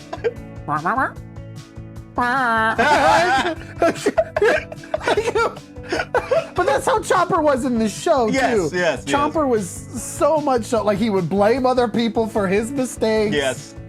Oh man, it was again I think the first two episodes had it was a good movie to watch to lead into the later episodes. Yeah. It was a good introduction. And then we started getting into episode 3. Are we going to move into episode 3 now? Yeah, I think we're going to move on. All right, actually, let's finish off episode 2. Okay. What else you need to say on episode 2? I love the connection between Rebels season 4 ending of the mural with the ending of episode 2 with Sabine. With the mural? Yes, coming back. And I loved how the mural actually looks like the animated mural from Rebels season 4. I love how they kept that design. Yes. Like, it looks like the cartoon. Yeah. Which to me now, if I were to tell people like, oh, why would you go back and watch the cartoon? I would almost be like, imagine there's somebody sitting around a fire and all you have is that mural behind you. And this person is telling the story of the heroes of Lothal. Like a kid would imagine that image in their head. So when we watch the Rebels cartoon show, it's almost like it is designed for kids, but it's almost like through the eyes of a child. Yes. What it would have looked like, what they would have seen, what they would remember, or what the stories are being told to them, what their imagination might be playing in. I feel like all of the cartoon stuff now is like somebody else telling us those stories, and the live action is like what's happening in the real time, so to speak. Yep. And I feel that it's okay for Dave Filoni to retcon what he did with the ending of Rebel Season 4 to transfer it over to the live adaptation. I think that was fine. Which part did he retcon? He retconned the whole, like, Ahsoka was wearing the white attire. And the white staff, kind of like she looked like Gandalf in a way. Oh, I remember that. Okay. I mean, it didn't bother me. You gotta change her look anyways, just for her to be able to, like, in the show, her head tails. Yeah. Like, they're tall. But physically, you can't really do the same type of choreography and movement that you would do with that. It actually did better with like that size. Yeah. But it just practically it doesn't make sense. Yeah. But it did better with this time around, updating the features. But it's episode 3. Episode 3. There's a lot to love with episode 3. Lots of love. Where I feel that the fans were complaining about how slow it was with episode 1 and 2. Fans more like the audience. The audience, I felt that, with the complaints, we're being impatient with episode 1 and 2. I don't know any of the complaints because I don't watch that stuff. And rightfully so, I agree it was slow, but I didn't mind it because I want Dave Filoni to cook. So episode 3 picks up, especially with the lore. We saw with Hu Yang training Sabine Wren, bringing her back to form, training her in the art forms of different saber combats. And I love how Hu Yang gets to throw some little jabs at Sabine Wren. I'm like, you're not the greatest force user, not even the greatest sword wielder among Jedis, even younglings. No, but so he says that to her in episode 2. He tells her in episode 2. He tells her in the hospital. He says, "Yeah, amongst all the other Jedi that I've ever met, you are the worst when it comes to using force powers. Like absolutely horrendous." And she's like, "Thanks." He's like, "Oh, just being honest." But Ahsoka does bring it up later. She on episode 3, she's like, "Did you tell her that?" Yes. Was that episode 3 or was that episode 4 when she was training? No, episode 3 was training. Episode 3 was training. Because they're in the ship. They're traveling over to the big giant hyperspace ring that ends up floating on that one planet. I'm like, dear Lord, what are you building, Stark? Again, it was hilarious. It was hilarious to see how massive that thing was. And as a prequel fan, you're like, that's. Oh man! As soon as I saw that, I thought it was a smaller ring, just based off of the perspective. Mm-hmm. I was like, oh, it's a hyperspace ring. Then they got closer and they docked the ISD's hyperdrive in there, and I was like, that thing is huge. Dear Lord, that's a huge hyperspace ring. Like we're used to seeing that with the first generation Jedi starfighters, but that thing is huge. Man, it's big enough to take a freaking Star Destroyer to another galaxy at that point. But the training. Yeah, with the training. Let's get back to the training. Okay, all right. What I love about the training aspects is that Dave Filoni is getting to some old lore, especially with George Lucas, to where with the Force, all creatures, all living things have the Force. And they utilize the Force in different ways. Some with better talents, that you see them become Jedis or Force users, right? But there are those that, pretty much like Sabine, they do have the Force, but you have to train, and it takes a little bit longer for us that don't have the talent to bring it out faster. So it takes, and that's what Ahsoka was explaining. And I feel that because me and Gabe were talking about this, that it was a big F-you to the sequel trilogy when it comes with the Force. Oh, dude, there was that line. We did talk about this a few days ago. Yes.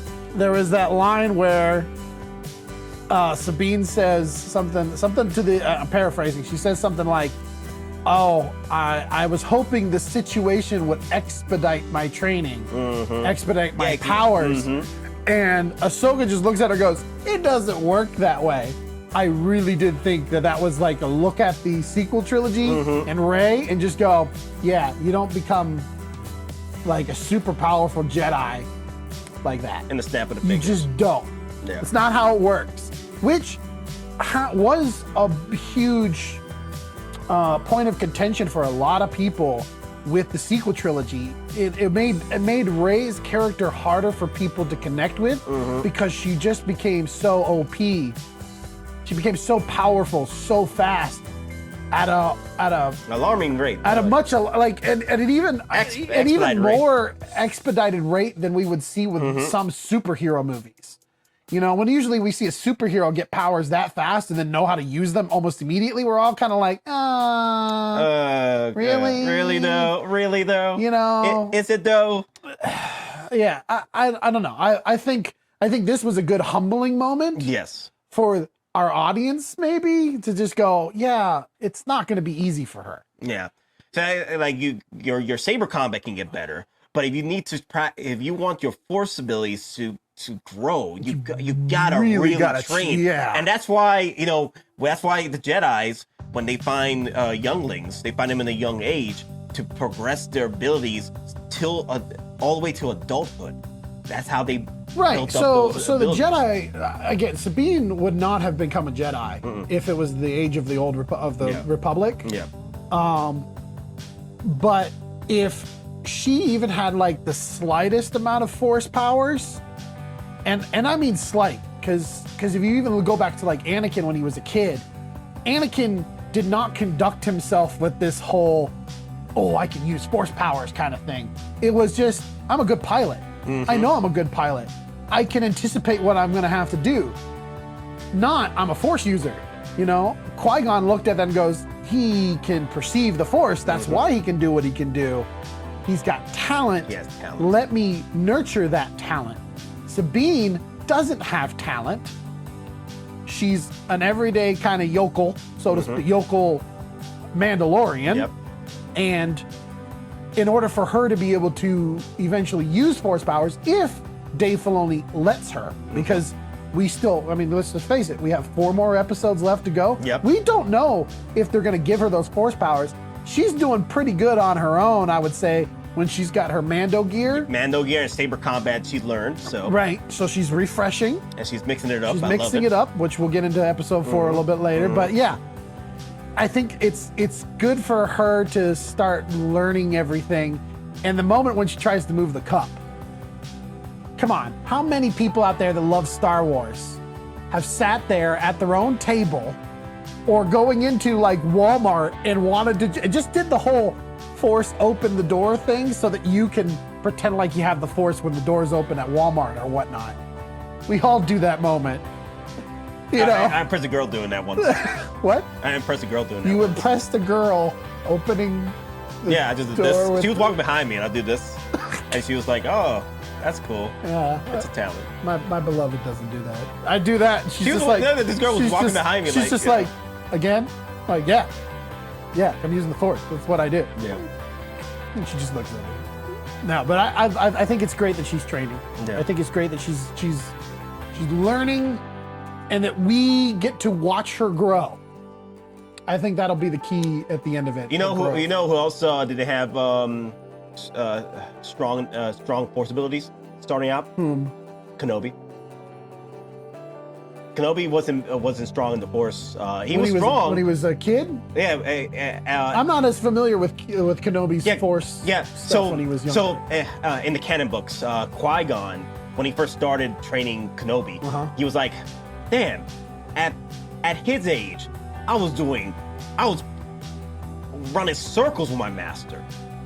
This dude here, I'm like, Kenobi, what's up?"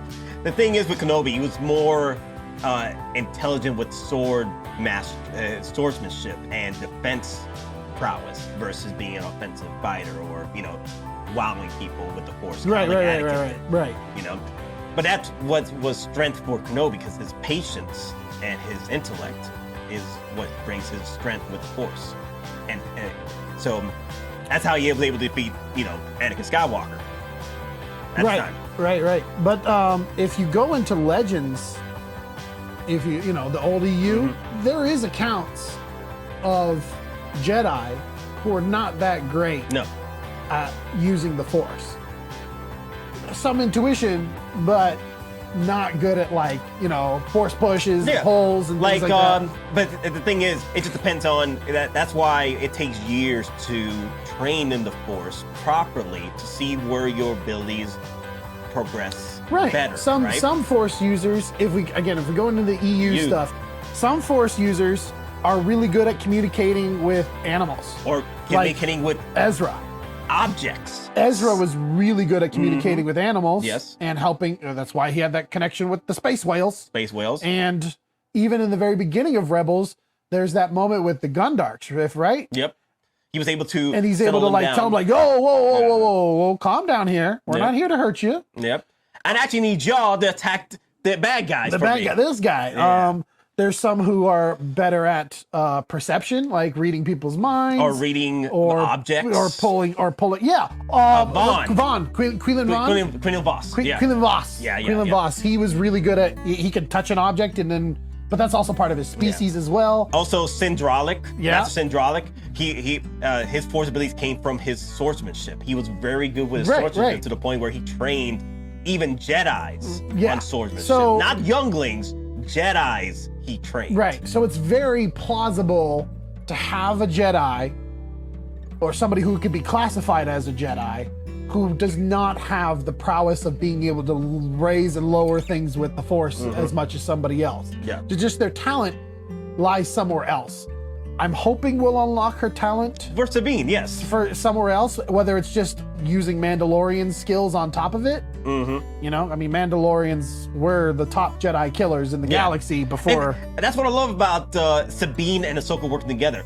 You've never seen this before. Yeah. We've seen it before. Well, I've seen it before. In EU and yes, stuff like that. EU but stuff. in live action, finally seeing this happen, where, like, we already seen it with a Mandalorian, but the thing is, to see it in, like, kind of like a full power mode, where Ahsoka and Sabine are working together, Jedi, pretty much mortal enemies, Jedi and Mandos working together against a common evil. Right, which we do get in the Clone Wars as well. Yes. There's that whole relationship with Obi-Wan and Satine, and the eventual rise of Darth Maul. Of not just Darth Maul, but also his sect that he brings with him, which was the Death Watch. Death Watch. Yeah. You know, there is that commonality to defeat evil. The Separatists. No, it wasn't the Separatists. It was the Republic's fight against the Mandalorians. Mm-hmm. Like there's a lot of instances where Jedi. One of my favorites. Come together. One of my favorite combos, Jedi and Mandos working together, was the Old Republic with the news Mandalore in the Old Republic. I forgot his name. Ulrich? Huh? Ulrich Keldorma? No. Or Seldorma? Revan and my boy. I forgot the name. He's your companion. He becomes Mandalore. Right. But Ulrich Seldroma is before Revan. Yeah, it's before. And he became Mandalore because he beat Mandalore in a duel. Yeah. And he was a Jedi turned Sith. Mm-hmm. That's one of my favorites. Yeah, my favorite is Revan and my boy. Yeah. I forgot the name. My boy. But the point is, you got to dive deep. I think to your point, it's you got to really dive deep in order to find these instances where Jedi and Mandalorians kind of come together. Yeah, come together. It is not a common thing. It's not It's not. And I think people. I like how they always bring that out. Yeah. For characters. Yeah. But either way, so past the training, I know we show up on that planet. Not even. Okay. Syndulla is getting pissed off with freaking Mothma. Oh no, it's not Mon Mothma. It's that other senator. It's the other senator. Well, yeah. Well, she's still pissed off. I'm like Mothma. Like, come on, girl. You gotta help me out here. Gotta throw me some love here. He's actually based off what I was reading. A Bothan, one of the Bothan spies, one of the leader of the Bothan spies. One of the Bothans. He's supposed. Well, that's who he's modeled after. Yeah, he was modeled after because he was a conspirator, a spy of Thrawn. Ah. Yeah. So this guy here, he is not an advisor. He works for Thrawn at that point. You know, he's setting things up for failure. Zeno. Yeah. Yeah, one of Thrawn's conspirators, or one of. Is that what he allegedly is, or? I mean, you don't like him in the first place. I know. Yeah, the moment he comes across. Yeah. Hamato. Yeah, Hamato Ziono. Yeah, Ziono. Yeah, Hamato. Zeno. Zeno. Xiono. Yeah, Hamato. The moment where he says that, yeah, I'm just I just came in right after the war. I like how Hera was like, Did you serve? Did you serve during the war? Did you help us out? I'm like, nah, I just came in right after you guys sweeped it up. I'm like, so so me and you are not working out here. Okay, I'm trying to prevent another war, but you think the war is over. No, it's not. I didn't know this. This character is technically the father of another pilot that comes into Star Wars Resistance, yes. which is in the sequels. Yes, in the sequel series. No, I don't care about the sequels. Yeah, not right now. We're talking about Ahsoka right now. But either way, this dude, he's already throwing me some bad vibes. I feel like, and also he is pretty much a readapter, readaptation of a character from the Thrawn series into live action. And this guy. I mean, you can tell my mom was like frustration with him. Oh yeah, in her face. But I'm so glad they brought her in. Oh yeah, I'm so glad she is not gone. Like you got her in Andor. You really got her in Andor again, and Rogue One. Yes, she's a great Mothma. Great, she really is. I love her as Mothma. Mommy Mothma, yes. Mommy Mothma. Mommy Mothma. How you doing? Mothma kicks. Anyway. Mothma kicks. So you can tell that Mothma is like she's trying to maintain order. Sorry, I'm just imagining now. Hello, everybody, and welcome to our Star Wars party. As you can see, we have Mothma cakes. Wren cakes. We have Wren cakes. Syndulla cakes. Watch the Wren cakes, though. They have an icing that's as hard as Beskar. You're going to need one of these knives.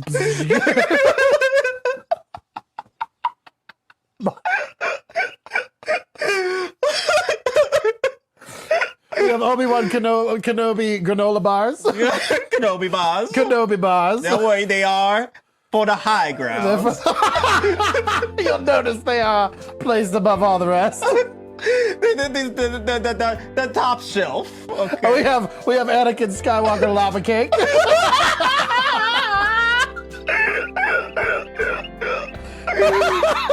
They're all burning to die for. They go really well with the vodka tini that catches on fire.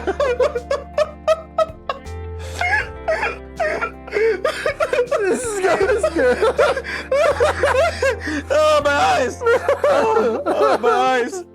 Oh, God. Mothma cakes. Mothma cakes. All right, that's it, guys. Now we definitely have to have a Star Wars food day. Food day. And Sarah would probably have a lot of fun with that. Oh, my God.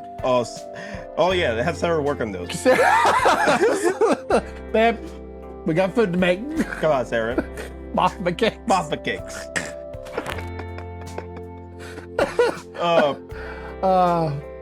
In that same moment, after we realized that Mothma is having issues with the other senators, yeah, with the politics, right?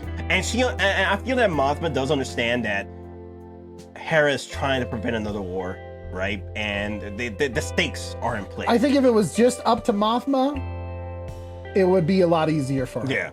But this goes into that old school, like if we go back to prequels now, we're talking about, episodes 1, 2, and 3. Episode 2 specifically, when Anakin is saying the Senate doesn't work. Why doesn't the Senate work? It's because you technically have a bunch of ideas that clash. And it's hard to, this is true in real life too. It's hard to get everybody to agree on one thing. When you have that Supreme Chancellor, it will move in one direction, but it's only one person's ideology, which Mothma is showing in that scene. She's showing the frustration of, I have to work in a committee because that's technically how it should be. We should all have our own ideals, but it's frustrating when I can't just tell you, Syndulla, go do what you need to do in order to prevent a bigger war. Yeah. Where, I mean, you could almost see this new guy, this as sort of the worm tongue. Oh yes. Of the group. Perfect. He's over there like, oh, you're constant warmongering, and it's warmongering. But then on the side, he's working for the Imperials. Right. And the same with Aelmir, he's warmongering. And Aelmir, and Hera Syndulla is pretty much Aelmir. Yeah. At this point. Yeah, at this point, she kind of is. Yeah. No, I think that's a good analogy. That was really good. Yeah, you're right. Yeah, Hera Syndulla is definitely Aelmir in this situation with Worm Tongue. She just wants to protect the people, just like Aelmir did, and Aelmir was ready to just go ahead and go off with the Rohirrim and start, killing some orcs. Hera's ready to go and start fighting the Empire, or the Empire remnants. The remnants. Where everybody else is like, no, we don't want another war, guys. We just got off one, right? Yeah. But after that discussion, right, we got to see Jason. Oh, Jason! Okay, all right. Some people may not know this. Han Solo and Leia in the original EU had 3 kids. The oldest was Jason. Jacen. Jason Solo. Yep. I believe this is since the beginning, since we saw the little baby. Yep. In Rebels. In Rebels season 4. Jason is that hat tip to Jason Solo. Yes. And I'm all for it. Yes. I am all for it. And I could see that. I love how they've only just added bits and pieces of forget the name. I forget our boy's name again. Kanan. Kanan's bit of armor here, the armor plate in the side, you know, and the green hair, the looks. I'm like, I don't know if Chopper is the best babysitter, but that kid gotta have a lot of fun with Chopper. Come on, Chopper pretty much babysitted Sabine and Ezra all the freaking time. Chopper almost got Ezra killed several times. Exactly. I think this is the perfect person to raise Jason. But it's not the best babysitter, Syndulla. But he's so much fun. He has to have so much fun with Jason, running around Home 1. Oh, that's another thing. I love seeing Home 1 again. Dude, that ship's iconic. Yes. That is an iconic ship in Star Wars history. It is a big ship in Star Wars history. Able to fit freaking Ghost in there. You see Ghost in of course. Home 1, of course. Yeah. I just love how Jason was like, I want to be a Jedi, and I'm like, but your dad was a Jedi. He's got some talent somewhere. Yeah, he has to. The only thing I kind of was a little, I get that they want to keep him in the, I get from a production standpoint, you want to keep Jason Syndulla in frame and with his mom, because it gives kids who watch the show another way to connect. There's a kid, son of a Jedi, with his mom. You know, I like to stay with my mom or whatever kind of thing. You know, the kids might be like, oh yeah, I want to be a Jedi too. It gives a reference point for kids to connect with the show. But on a practicality note, I don't think Jason should have been with Syndulla. When they go into episode 4, when we talk about going into episode 4, parent-wise, yeah. I don't think that was a smart move. I don't think so either. Yeah, I think you should have stayed on. And that was another FU, which we'll get into episode 4. That's another FU to the sequel trilogy, which we'll get into. Okay. But yeah, I did like Hera Syndulla when Jason, I want to be a Jedi, and Hera's like, your papa. I loved him so much. Apparently enough to where we had a kid. Hera did tell him, like, I love you. You know, a few minutes before his death. But either way, I love you. Yeah. I was like, and then Kanan was like, that's just the truth, Sarah talking. No, I love you. Yep. Bring back memories and tears. It's okay. Okay, let's move on. All right. So we saw Jason. We saw Jason. Now we're getting into the planet where the big giant hyperspace ring is hovering over. What is the name of that ship? Which one? Is the name? And we're here, episode 3. Yes. The saber training. The saber training with Sabine Wren. So they threw in a lot of Easter eggs from episode 4 coming into play with coming into the sector where the hyperspace ring is, like the Eye of Sion. The Eye of Sion. That's the name of the ship. Yes. The Eye of Sion. The Eye of Sion. And they were like, that's a big ass hyperspace ring. I loved the fighters. Yes. When the fighters start coming in to intercept Ahsoka and Sabine. Yeah, they reminded me of some MiGs. Yeah. Ship wise, you have some that look like old World War II, like P-40s. Yeah. Some Vietnam stuff in there, P-47s.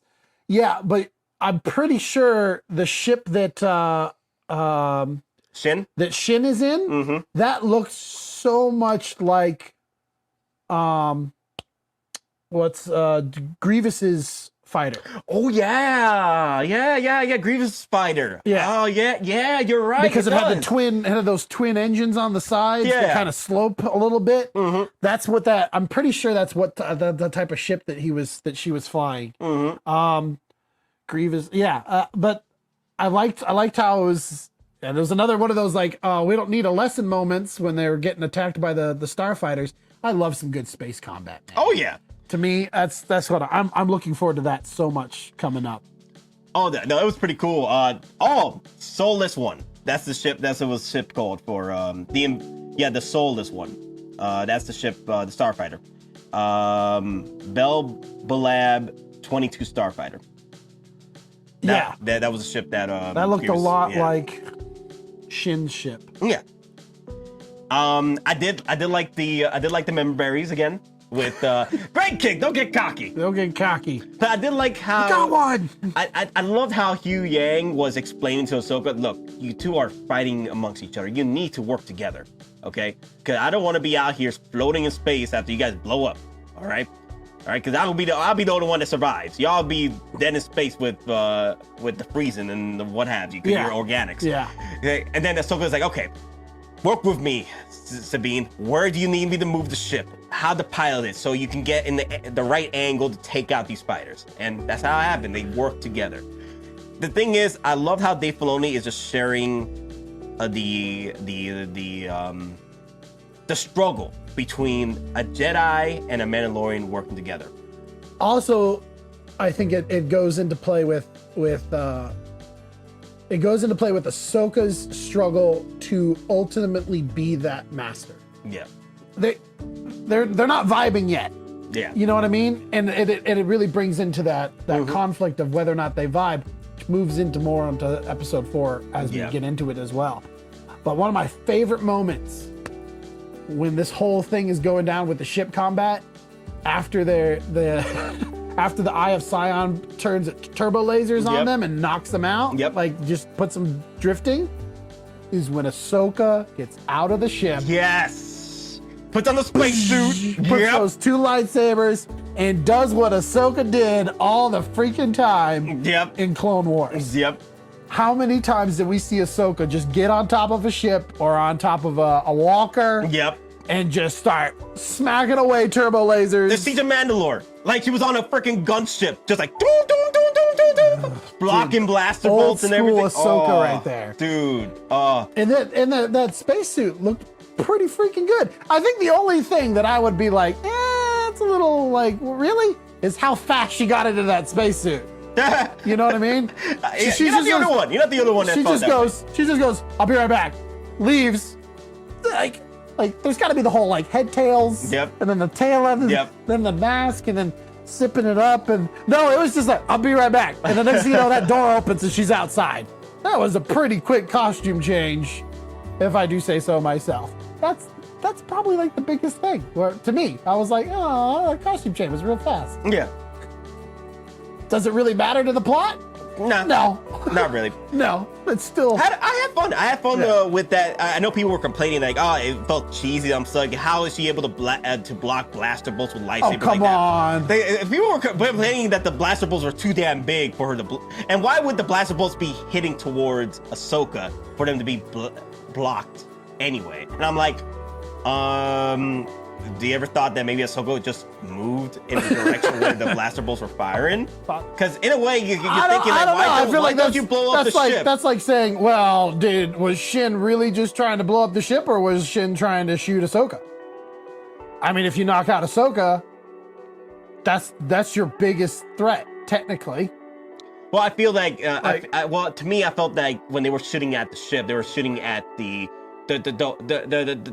more of the target, right? Yeah. And Ahsoka was where most of the target was, right? In the center mass, right? Sure. I think it comes down to, all right, so if a couple of fighters are still shooting this this pretty big ship, it's going to take a long time for you to blow that thing up with, well, in theory, continuously strafing that ship all the time, knock out the Jedi, you really don't have a threat anymore, period. you know. So at that point, people be nitpicking. I think that is a nitpick. I think that is a really big nitpick. I didn't even think about that. I always think about, oh man, she's about to block some fighter bolt here. Which is not new. We've seen that before. Yep. We've seen that many times. Mm-hmm. Well, especially if you watch the Clone Wars and the Rebel series, you will see things get blocked all the time from lasers, from blasters on starfighters. Yeah, that happens quite frequently. Yeah. Yeah. This one was a fun episode. It brought back some memories once again with great kick, don't get cocky moments. Yep. Tell me what you need. Let's start sinking. Yep. Anything else you want to talk about the episode 3 before we move on to episode 4?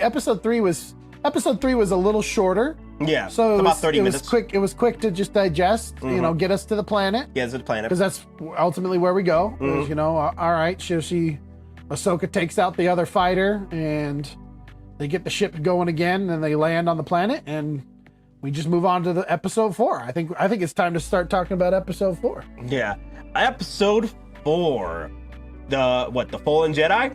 That's what it's called? Yeah, episode 4, The Fallen Jedi. Episode 3 was Time to Fly. Time to Fly.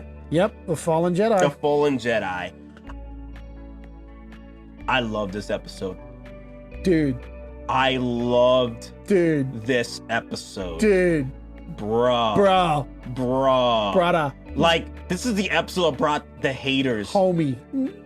That brought the haters back. Dog. Like, they're like, I love Star Wars again. I want to know your take on Huyang's fight with the HK.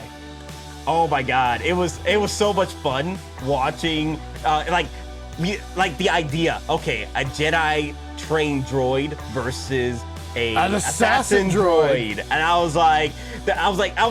was feeling like, oh man, it would be pretty cool if Huyang pulls up a lightsaber, like one of his little lightsabers or something. You know what I was waiting for? What? This is my own comedy side of it, okay? I was waiting for Hugh Jackman to be in the side going like this. Doing the battle robots. Yeah, battle robots. From Real Steel. Yes. Yeah, yes. I was waiting for, I was just in my head, I was just imagining this shadow boxing.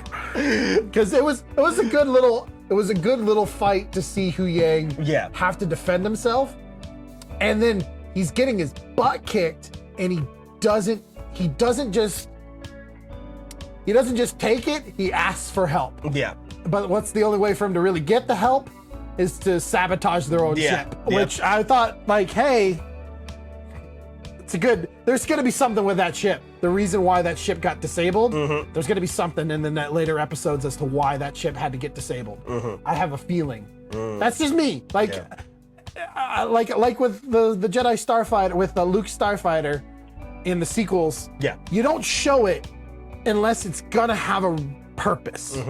So disabling Ahsoka's ship has to have a purpose. She can't, somebody can't take that and travel off world with it now because it's still locked there.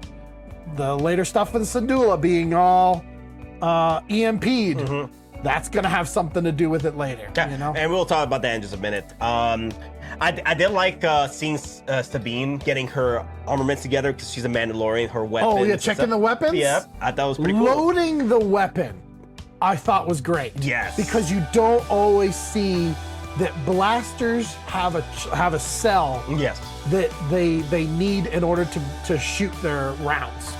You know what I mean? Like, you don't always see that. They got their plasma cells and had the charges and everything. Yeah. I'm glad that they showed her opening that up, sliding them in, closing it. Like, it's charged now. It's ready to go. I did like that. I liked how Huyang told them, like, all right, you guys are going off. Please stick together. At that you moment, do better together. Yes. Which is foreshadowing for later. Yes. All right, so the lightsaber fight. I loved how Sabine was just switching it up, like what we were hoping for Mando to do with the Darksaber. But the thing is, he wasn't properly trained in the swordsmanship. But Sabine does. And Yes, and I love how Sabine is mixing that up with her training as a Mandalorian and also her lightsaber skills, and swordsman skills. And it felt like during the fights, with combining those two, it felt like freaking the go-go gadget of Mandalorian. Okay. So that like go-go gadget Mando whip. Or Yes. is it go-go Mando whip? How would you say it? Go-go Mando whip. Go-go Mando. Go-go Mando darts. Go-go Mando flittering birds. Go-go Mando flamethrower. Can you imagine just saying that over and over? Go-go Mando jetpack. Thank you, Extra. Go-go Mando lightsabers. Go-go Mando shield. So that's what I loved about this fight, because when Shin comes in against Sabine, she realizes that, so you are coming in with Mando style. Okay, throw in some Mando stuff. She's not what she was an episode ago. So right, but it's not even. I would say it's not even the training side that allows Sabine to hold her own against Shin. Yeah, I think it's now she can fully utilize her Mando training with it, because she's also got the Beskar armor, which we do see her block that. Yeah, that she's blocking the lightsabers. She's blocking lightsabers with her armor, so she's utilizing it at the same time. I think we should get into the fight between Ahsoka and MODOK in just a second. But one of the big things I really love that they used with Sabine and her Mando-ness was utilizing a ballistic projectile. Yes, the ballistic projectile against the lightsaber in the Jedi, which is very lore accurate. Yeah, very Mandalorian. You know, Mandos would probably use shotguns against Jedi because Mando's been fighting Jedis for thousands of years, and they realized that blasters are cool, but ballistics are better against them. Against Jedi specifically. Yes. You know, switching up your tactics. I mean, come on. You go back to Jango Fett. Jango Fett versus Obi-Wan Kenobi. Great freaking fight. Yes. And it's all because you got gadgets and know-how. Rockets. Yep. You know, even when Dooku originally introduces himself to Jango pulls his own blasters away from Dooku across a table, and Dooku's like, "You don't have force powers," and he just goes, "Magnets." Magnets, bro. Like, you don't need force powers in order to do some of the things we can do. I think the only thing that would have given our girl Sabine a leg up, or an actual leg up against Shin, would have been if she had the jetpack. Yep. No, I agree. But you know, Shin though, gotta love the tenacity. What, like her creepiness, or dude, that face. The way they highlight her eyes. You know, I like it. I like every time she comes into frame. You just got that. Hi. You want to play? I'll play. You that kind of fighter. Oh, really? Like every time she moves her head, it's just another level of creepy. Waiting for that. Yeah, she didn't go to that level until Sabine tricked her. Right, and then she's like, oh. And then punk. Go ballistics. Oh no! Oh, you're gonna regret that. I'm just waiting for the moment when Sabine's like hiding behind a tree, and you start to get those little bottles clicking together. Mando! Come out and play! Mandalorian! Come on, play! Just waiting for it, bro. That's the feeling. It is the feeling, especially when that hair, the way her hair forms around her face. Yes. It really, and then the shadowing around her eyes really just makes her look creepier. She's got big eyes too. Yeah. So, like, just overall, I think they do a great look with her. Her armor, Shin's armor. Yes, Republic style armor. Republic style armor with the little neck guards that come up on the pauldrons.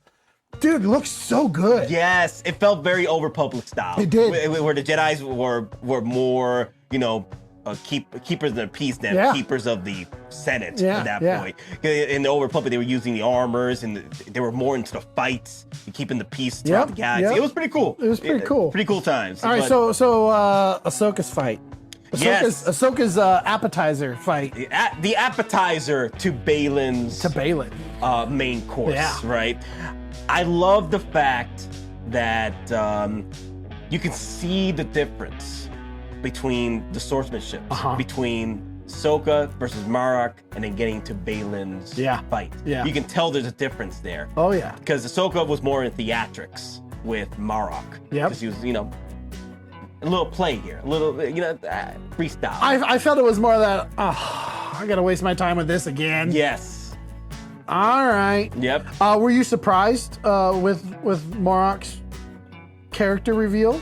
Oh, the whole thing where he was just a Night Sister resurrection spell. Oh my god, that surprised me. The minute Marok gets sliced up, I'm like, oh just crap. The green smoke just. Yeah, I was trying to figure at that moment you're trying to figure out like what's going on here. What is going to happen with Marok? It just means he was a corpse. Yes. There was literally a corpse in that in that armor. Yeah. And the Night Sisters, which if you go back and watch Clone Wars. Yes. Their thing was with resurrections. When they were getting attacked by Dooku and the Separatists. Yep. The Night Sisters' way of protecting themselves was to resurrect their dead sisters. Yep. And then use all of their dead sisters as their like trump card. Yep. With their magics. Yeah. Their magics against the Separatists. Which I'm kind of glad you kind of got that hint. Now, only people like us would have really got it. I feel like it might have disappointed some of the others who were giving their fan theories. Yeah, the biggest thing was like it was a Star Killer theory, and then I saw that one, and then possibly Luke clone, but that doesn't feel like Dave Filoni's style. Dave Filoni would have shown us, hinted that something. Yeah, and there could have been a moment in episode 2 when Ahsoka faced off against Marok, and Marok was like, I could tell you were trained by Vader. I was trained by Vader too. There was no hint there at all. Yeah, nothing like that as well. So I wasn't really full on board with the theory, but I was like, okay, something's gonna happen. But something was gonna happen. What was an interesting point that they made in the beginning of the episode? What? And it was from Baylan. When they send out the people, they're like, the Jedi are in the forest, find them. Mm-hmm. Then it comes back, they just killed our HK droid. They've pretty much taken out our first contingency. Mm-hmm. They're on their way. Baylan just looks at Shin and goes, go. You'll stall for time. Mm-hmm. He's not expecting Shin to win. And he's not expecting Mordok to win. But is it Mordok? Morok. I'm thinking Mordok. Like Turok, but at M-A-R. So Turok, they were not expecting them to win, just to hold off long enough in order to get these coordinates so they can get out. That's pretty much what was going on. You got a boss fight with a time limit. Yeah. And the time limit is the freaking sphere with the coordinates. Yeah. And now Ahsoka has separated herself from Sabine. Which I wish we had this previously recorded. Yeah. We did predict that Sabine and Ahsoka would get separated. Yes. But you thought... I thought that Sabine was going to get captured. Captured? Yes. And I thought she might stow away onto a ship. Yes. To get up to the Aya Scion. So you and I did pretty good predicting this. Yeah, it was 80, 85%. Yeah, 80, yeah. About somewhere around there. And about 20% we got wrong. It's just the minutia, the tiny little details as to how they would get separated. We both thought that it would be a loss. Like the episode was going to be, it was going to be a loss for the team, for the good guys. We both thought that they were going to go ahead and hyperspace jump over to the next galaxy. We thought about that. It was going to be a win with the villains. But we didn't know that. What surprised us was that Sabine was going to sacrifice the sphere. Yeah, sacrifice the victory for the good guys in order to save Ezra. Yep. Yeah. But before we get into why she did that, let's go to Baylan. Yes. And Ahsoka's the fight. Main course the main fight of this episode. The fight of the century. The fight of the century, dude. I never felt a prequel fight this much since the prequel. No, you know what? You know who this fight reminded me of the most? Vader versus Luke. Oh, yeah, there was a Vader versus Luke situation. It felt more like Vader and Luke, and I liked how they. I mean, I don't agree with Ahsoka changing up her form to Form 5, right? To Form 5. Yeah, we were kind of looking it up earlier. Uh-huh. She switched to Form 5, which is more Anakin's style. But the problem is that she knew straight out the back that Baylan's already a master.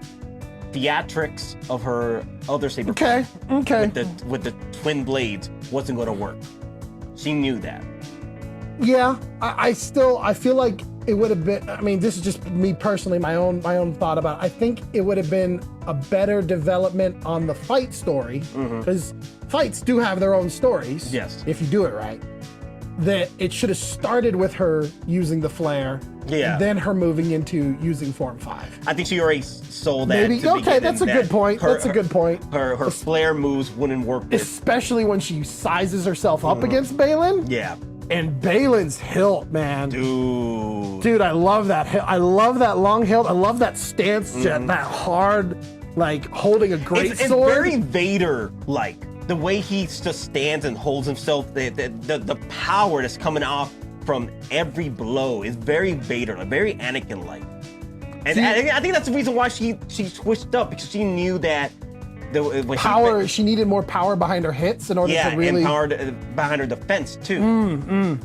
Okay. Yeah. Okay. I think that's the reason why she saw that this guy is very Anakin-like, very Vader-like in his stances. But it's almost like it's instead of having like the flare that you would get with like Yoda, which I can't remember his, it's like Form 7 or something like that, or the comparison to Dooku, which Form is 6, because Form 7 is Vapad. Okay, so Form 6 for Yoda. Yeah. And then Dooku is Form 2, which is more fencing. I'm pretty sure I'm getting these right. I could be slightly off. But in this case, this guy is just, again, it's like a great sword. It's like he's carrying this heavy lightsaber. Even that hilt has to be heavier. But it's almost like every strike that he does has a specific purpose, not a means of parrying and distraction. It's more just like, no, if I'm gonna cut you, I'm gonna cut you. Yes. If I'm gonna hit your blade, I'm gonna hit your blade, and it's gonna be a hard hit. Oh, you could feel every blow. And what I loved about Baylan is that he knows who he is. He knows he's a big guy. Yeah. He knows he'll be facing off against combatants that are faster than him. Yeah. So that's why he was able to, whenever he did close in the combat, close in the target, he delivered blows. But hard then blows. the thing is, with you saying about the certain blade he was using, he could extend it out just to cover more ground. I would think that he could extend it out. Yeah. Because it looks like there is old lore blades where you have a dial, and that dial will extend your blade just a little bit longer. And some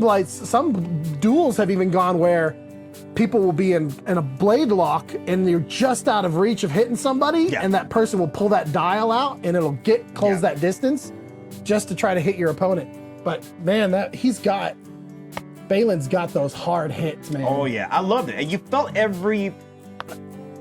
just like the prequels, you feel each blow. Well, again, that's why it felt like Luke versus Vader. Because those fights, especially when Luke goes off on Vader, each hit is just bah, bah, bah. Like it's impactful. It felt like a mix, because you can tell there's some freestyle with the fight between Baylan and Ahsoka, because there's moments where Ahsoka there's a time limit with trying to figure out the coordinates, and there was a built-up time limit for the sphere and the whole treasure planet. They had great tension to the whole great tension. thing. Yes. And Baylan, at times where he put his back against Ahsoka, and Ahsoka used that chance to try and get the spear, Baylan used that as a bait and switch, and he would attack her with dirty moves. I'm like, come on, Ahsoka. I mean, I think it's been a while for both of them fighting against another lightsaber. It's just a great fight overall. Yes. If you have not, even if you're not a fan of Ahsoka, you gotta love that fight. Yes. That's a great fight. All the fights in this one were good. good like tension building. They had good movement, utilizing more of an individual's particular skills. Yep. Just really good. Now, one of the things I really appreciate from Ahsoka's end of it, and I'm kind of like, I'm sad that this happened to her, but I'm glad it happened story-wise, is Ahsoka sacrificing herself for the moment to be able to destroy the sphere. Try to destroy the sphere. Yeah. Getting herself to where she's hurt. The map. You know, to pull that sphere off. Yep. She gets that brief win, but it hurts her. Yep. It hurts her to the point where Baylan gets the upper hand. Yep. And the thing is, Ahsoka trusted Sabine to deliver the final blow. But that's the thing, Ahsoka was afraid of this because she sensed it from Sabine the very beginning. Like, the beginning of this episode, specific. Well, yeah. She does also mention it in the very first episode. Yep. You know, we're trying to stop a war, and Sabine's like, yeah, of course. But Sabine's love for Ezra, trying to bring him back, is one of her large character flaws. Yes. Like Luke's. Yeah. Like you mentioned this before. The whole thing, Luke did the same thing when trying to save Leia and Han. Yeah. He stopped his train with Yoda in order to save Leia and Han. And didn't listen to Yoda at the time. Yeah. And then Anakin Skywalker trying to save Padme. Sacrificed everything. Everything for that. Yes. I think it's good that they have those characters. I don't agree with the character's decision. Yeah. But on a story arc kind of way, giving that character that flaw, which if you go and watch the sequel series, Rey doesn't really have a lot of flaws. No. But giving her this flaw grounds her more, in my opinion, to the audience. Yes. It says that she's not infallible. Like she's yeah, I saw she people will were make complaining. her mistake. People were complaining that she made a stupid move, and I'm like, it is a stupid move. It is a stupid Overall, move. it's a stupid move. But the thing is, I agree the decision she made. And I agree that she had to make that decision. I agree that it had to happen. It's selfish. Yeah.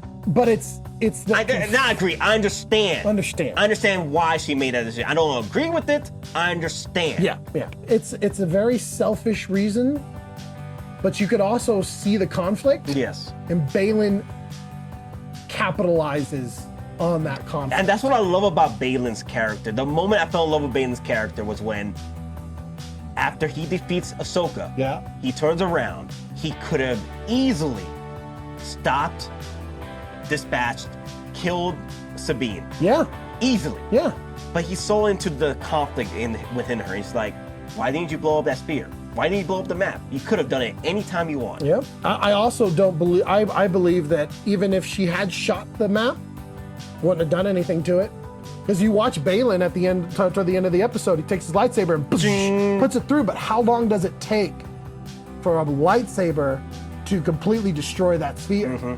Like it takes a lot to take that sphere apart. I don't think one blaster shot to this thing would have really done any damage. And I think that even if she did go to pull the trigger, Baylan would have sensed it almost immediately, force stopped it, thrown her against a wall. Still would have got the map. And Shin was trailing behind, so he could have. Everything would have still happened the exact same way. It would have happened just like Indiana Jones and Raiders of the Lost Ark. If he wasn't there, still would have gone the same way. Yep. You know, but it introduces the character flaws. Yep. Ahsoka, and it's a good contrast between Ahsoka's resolve to allow the sacrifice to happen. Yes. Versus Sabine's indecision and her hesitancy. It was nice contrast. A really good contrast. In the immediate, soon as Ahsoka goes over, I think there's also that moment with Sabine that as soon as Ahsoka got pushed over, Sabine is now in this trap. What do I really do? My master is no longer here to guide me. She tells me to destroy this thing, but that means losing my brother, one of my best friends. That's one of the only ones left. Only family she has as of right now, because she lost her family during the 1,000 Tears. Yeah. Night of 1,000 Tears. Yeah. With Moff Gideon. Yeah. And I feel that this is also taking place during season 3 of Mando, so she doesn't know that Mandalore is still trying to be a thing right now. True. So as of right now, she feels that she lost everything. Mm-hmm. So I think it was good. I think it was good for a story progression. Yeah. It was good for her to make the decision she did. And yeah, character flawed. All right. So the bad guys won. They got the coordinates to the map. Yeah. They got the coordinates to the other guys. The fight was. Oh yeah, the fight. The fight. We were just talking about this fight. There you go. There's I love that. There's the flare. I love that. I love how Baylan just did that backhand move. Like, oh, you thought you were gonna come right behind? Get out of here. Great. Oh, great. Again, the power hits Baylan. Yes. All right. Back to what you were saying. Baylan's not for great play. fight. Yes. Great fight. Great fight. So, so now the bad guys got their coordinates to the other guys. Didn't even talk about General Syndulla. That's why. No. Oh, is that where you're going? Yes. Oh, okay. Yes. Okay. So the bad guys got their coordinates to the galaxy. The timer is gone. The spear has been destroyed. Baylan, Sabine, and Shin have made it up to the Eye of Sauron. In the meantime, Hera. In the meantime, elsewhere in the galaxy, Yes. Hera. Yes, makes it through with a band of X-Wings. Bro, they brought your boy Blue in. Yeah, they brought the boy Blue. They brought Mr. Kim in and his squadron. The only one I was a little disappointed not to see was Zed. Yeah, Zeb. Hey, Zeb Aurelius. I'm surprised that Zeb didn't make it. I'm guessing Zeb's gonna come in later. He does. Yeah. I really hope he does. Get the band back together situation. But that was what Syndulla did was a totally character in line with all of her character choices from anything else Syndulla-esque. Well, she's a rebel. It's just General, what do I tell them? Oh, you'll think of something. Yeah. See you later. I'm a general. I'm gonna go fly out. Deuces. Okay? Peace out. I'm taking my ship out for taking out Phoenix Squadron and Ghosts. The original Ghost 1. Yep. I was so happy to see that ship again. Yes. So happy. Big, massive. For those of you who don't know, B-17. you can see that ship in Rogue One. Yep. Both on Yavin as it's parked and in the final battle, the final space battle. And over Scarif. Yep. So Hera and Phoenix Squadron make it to the Eye of Sion, which I feel is also another FU to the sequel trilogy. The whole thing with the hyperspace. With Last Jedi, the spectacle of seeing the whole hyperspace Mon Calamari battlecruiser going through a Star Destroyer and taking out a whole bunch of Star Destroyers was cool to watch. Nice, beautiful. Yeah, sure. Lore-wise, that can't happen. None of that made sense. None of that made sense. But the way Dave Filoni did it was perfect. How hyperspace would have happened if he had taken over with Last Jedi. Dude, all you gotta really know, you ever want to know how hyperspace works when you get too close? Watch Lilo and Stitch. Yep. That stupid Trog is about to make a jump. Yep. Clear the area. Yep. It pretty much did a shockwave EMP blast against Syndulla. And that'll do damage. Yes. That'll do damage on its own. Yeah. You know, you shut down. The only thing I was really hoping for when that happened was one of the pilots to eject, because you don't really see starfighter pilots eject. Yeah. That's what I thought was going to happen. I thought I was hoping going down for in the atmosphere. I thought that was the one that was trailing down. I thought that was the one that was going to eject, because the X-wings do have ejection seats. Yeah. So, damn. Harrison Dewar made it to the nick of time, but it was a loss. We said it was. I'm pretty sure I remember me telling you it was going to be a loss. I told you Syndulla's going to show up last minute. She's going to say screw you to the Senate. She's going to go with her own little contingency, and as soon as she shows up, it's going to. Yeah, we said it. We said it that Hera's going to make it, but it was going to be a fail. It was because at the end of the day, we want to see Thrawn. Yeah, we do want to see Thrawn. We need the villains to make that win. So, and they but did. I'm glad Hera showed up. I was not too keen. I think I might have mentioned this earlier, but I was not too keen on her bringing Jason with her. Yeah, I think the whole Jason thing, she should have. Even though I did like how Jason showed his connection to the Force. About this. Yes, I love that though. I really do. I was like, oh, kid. That's his dad's kid right there. Yep. Kid got talent. Kid got talent. Kid's gonna be a Jedi. Yep. So are we wrapping up our? I think we're wrapping up with episode 4. Are we doing any predictions? I don't think we'll do any predictions. No. Yeah.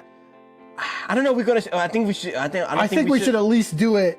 Let's at least do predictions for future stuff. Like we recorded it. Yeah. This is what we said would probably might happen. So, and I've got very loose predictions. Yeah, I don't have any specifics. I don't have a lot. I don't have much predictions going forward. Oh, that's right. We can't even do a prediction right now. We still haven't finished what we're talking about. Oh. With episode 4. So. Sorry, my bad. We got the loss. Yeah. But then we got sort of a win with Ahsoka. Somehow, oh, you're right. No, man. How can I overshadow this? Smack me in my face, Nat. Yeah, you actually smacked me. I feel like Chris Rock just now. Oh my God! A Will Smith for oh dear Lord! Keep your Anakin's name out of my damn mouth! Oh. Dang, that just might be the most popular thing that happened on Geekin Out. Keep Skywalker's name out of your damn mouth. I'm gonna go eat my Maffa cakes. No, real talk though. Oh my God, Ahsoka ending up in the World Between Worlds. Yeah. The World Between Worlds. I'm like, wait a minute. Well, what a great transition though. Oh. What a great transition to show the coastline. Yeah. And then it's like almost Gulliver's Travels kind of thing. She's now sitting on the ocean, but then as soon as she gets up, you know those waves are too small. Yep. She gets up and she's in the World Between Worlds. Yep. But that's not her first time being there. No, that's her second time being Why there. is Anakin there? Yeah, and you know what's crazy though? Which Anakin is this? Because if you notice, that's Darth Vader's lightsaber on his hilt. And that's Vader's theme at the end. Yeah. But which Anakin? I wonder though. I wonder if it's not even Anakin. There is a part of me. If you remember, this is Rebels now. This is Rebels lore. This is, if you watch Rebels, you know that the World Between Worlds was when it was first introduced. You got Ezra Bridger went into the World Between Worlds. They see all the timelines. Pulls Ahsoka out of her almost being killed by Vader, which was her last conflict with Vader. And Anakin, because she knocks off that part of the helmet and sees Anakin's eyes. But there's one other person who also tries to manipulate the World Between Worlds. The son, right? No, Palpatine. Oh, that's right, Palpatine. Oh my, you saying that this might be a Palpatine? What if this is a Palpatine spirit? trick? Oh. Because Palpatine does that kind of crap. He did it to Ezra. Yeah, you're right. He tried to trick Ezra by making it feel like it was his parents that he was talking to. You know, another thing. What if this is a? What if this? I mean, this is highly speculative. Yeah. You know the other thing I was thinking? Yeah. In Old Republic, Revan, when he died, his soul got split into two: the light side and the dark side. That's true. And his dark side was tearing up the freaking Old Republic to the point where the Sith and the Jedi's and the Mandalorians had to band together to defeat Darkseid Revan. You're right. And then Revan from the light side of the Force from the other realm had to come back to get his dark side ass back out. I'm like, no, come here. Gotta take you back to the Force. Come here, you. I mean, we got Anakin's what if Force Anakin? ghost. What if Anakin's you think it's split? Split. And the dark side ended up I don't know now. World. I don't know now. That's what I'm so ready for the next episode. But here's the thing though, would they fully do that to me? Would it definitely do that to us? Bringing Anakin back with Ahsoka just to be a dark side version of Anakin, or being a trick? I don't know. Why would they do that to me? I don't know. Unless they embrace unless they embrace that dark side. Yes. But remember, the whole point of episode 6 with Vader and Luke is that Luke brings Vader back. Brings Anakin from Vader, yeah. To being Anakin. Yeah. It could very well be that the Anakin version we're seeing is the acceptance of both the light and the dark. Mm-hmm. Because you remember when they even go into that weird realm with the father, the son, and the daughter? Mm-hmm. Anakin is very much so anti trying to save the balance. Yes. He does not want to embrace any of it. What if this is now him accepting it? Like there's a bunch of what ifs. This is gonna be the big what ifs. So until we get into the main stuff. Episode 5. Are we doing predictions? Are we now going into predictions? We already started predictions. But episode 5, this is Dave Filoni's direction here. Yeah. He's directing episode 5. Yeah. It's to the point where whatever is going to happen in episode 5, they had to put it up in theaters next week. It's still happening Disney Plus, but there's select theaters with episode 5. Really? Yes. Unfortunately, it's not happening in Georgia. That's okay. But there are episode 5s that are happening in theaters next week. So I didn't know that. So I'm trying to figure out are we going to see... It's going to be a longer episode? Huh? It's going to be a longer episode. It's going to be a long episode, I think. I think it's going to be like 45, 55. I think it's going to be still about an hour. Okay. But what I'm thinking of, we're going to see segments of Ahsoka going with Anakin through the past. Memory I lane. think that's definitely going to happen. Yes. Okay, but in the let's do the grand scale. I definitely want you to stop at Anakin. Oh my God, it was beautiful. Oh, it was beautiful watching Anakin back. Again, this transition was great. Oh, this was a really good transition into the scene. And then the thing that got me though is then when she wakes up and you hear, "Hey there, Snips." Yep. It was. But you hear the theme though. But the Snips. Yeah. Snips. How often do you hear that? And I think that's the first time we've ever had Hayden Christensen use the words. Because it's always been his voice, the voice actor yes, who has always said it. This is the first time that it was been his. Yeah. And I love the live action version of The World Between Worlds. Looks fantastic. Yes. It looks great. But this is opening up to multiverse. Yep. And you know what I love too? You can tell she seems a bit, once she looks behind. No.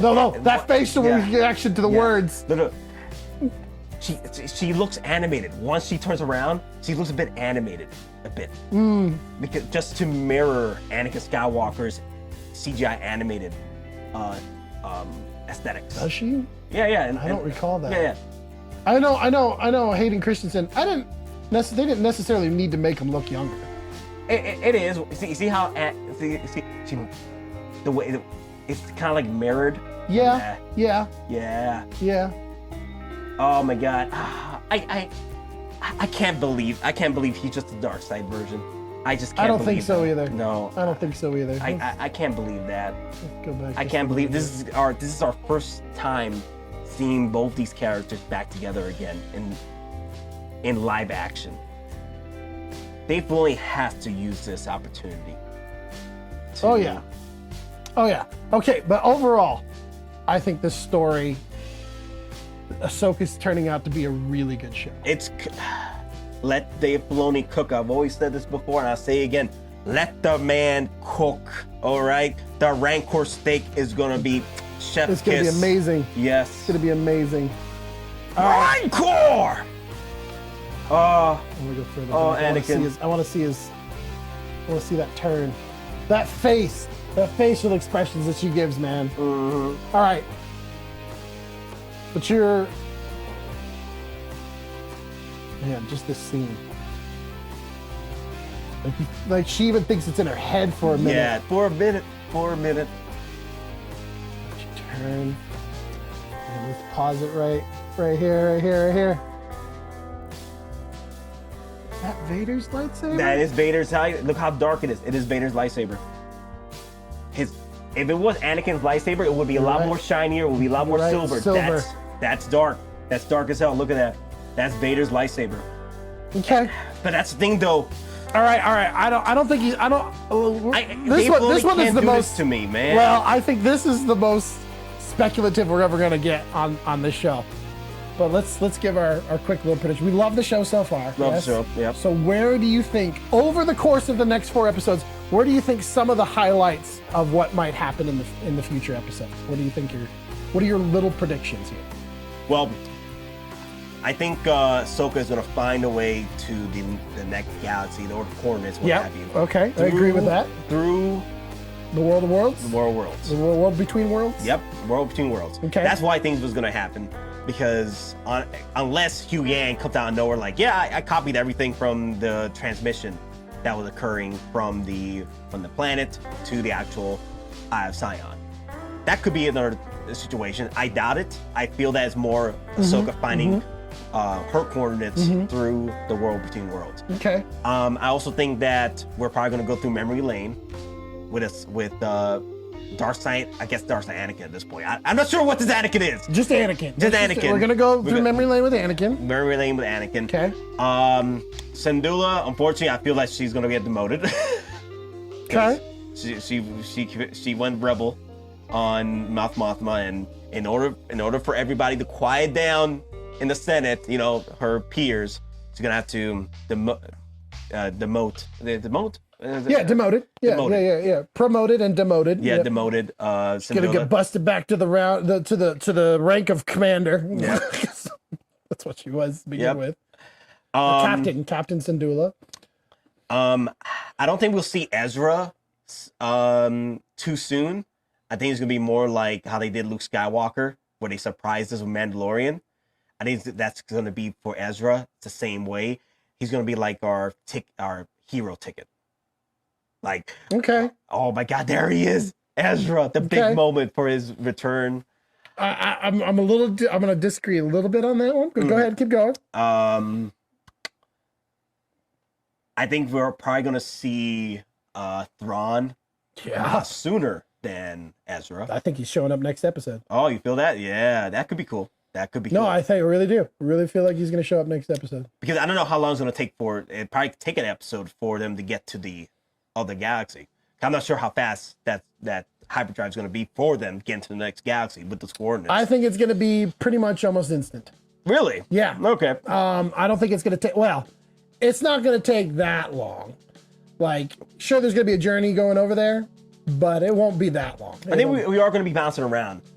We're going to bounce around between this. Yep. World between worlds. Travel over, and Hera. Yep. Do you think that this is gonna retcon? A lot of people are hoping the World Between Worlds is gonna retcon sequel trilogy. Yes. Really? Yes. I have been thinking that World Between Worlds will retcon sequel trilogy since it came out in Rebels. I'm crossing my fingers. And when Rebels happened, it automatically said timelines can be manipulated and changed. As soon as Dave Filoni put that in there, the whole purpose of it for the Emperor's perspective is that he wanted to change the timelines.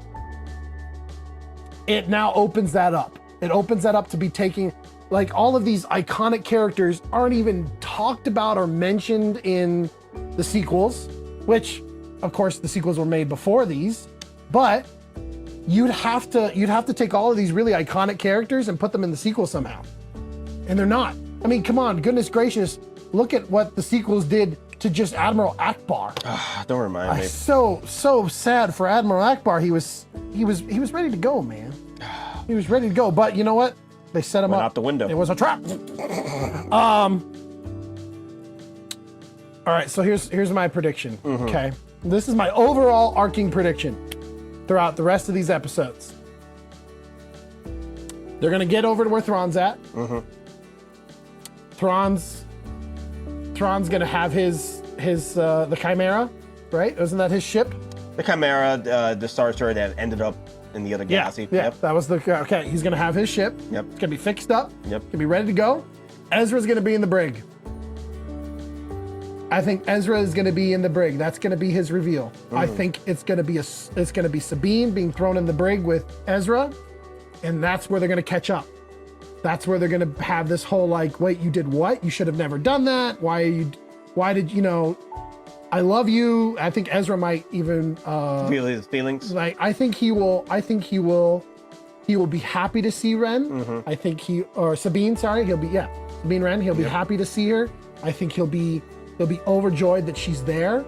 But there will be that side of him that will also sort of chastise her for her choice. Yeah. Just saying, I love you, but you should not have come back.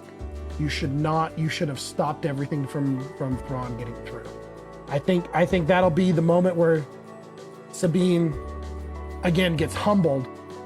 For me, like I said, I feel like Ezra is probably gonna be left out until the big reveal. Like a really big reveal, like the hero reveal. I think okay. That's my prediction. Right. Yeah. My prediction is that he's gonna be introduced a little bit sooner. Yeah. But it'll be like scruffy.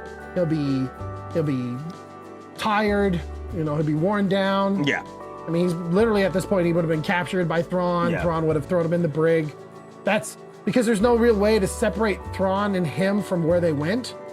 But Thrawn still had a ship. There's still a contingency of troopers. My part of dark reveal is that Ezra has joined the dark side and has worked for Thrawn. Oh man, I don't think that'll happen. And that's my dark reveal. I don't think that'll happen. I don't think Ezra is.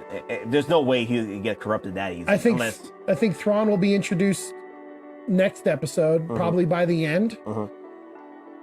We've seen we've had trailers before that have thrown off expectations, but I think Thrawn's going to show up on the Eye of Sion, and during that time, Hera's going to fix her ship.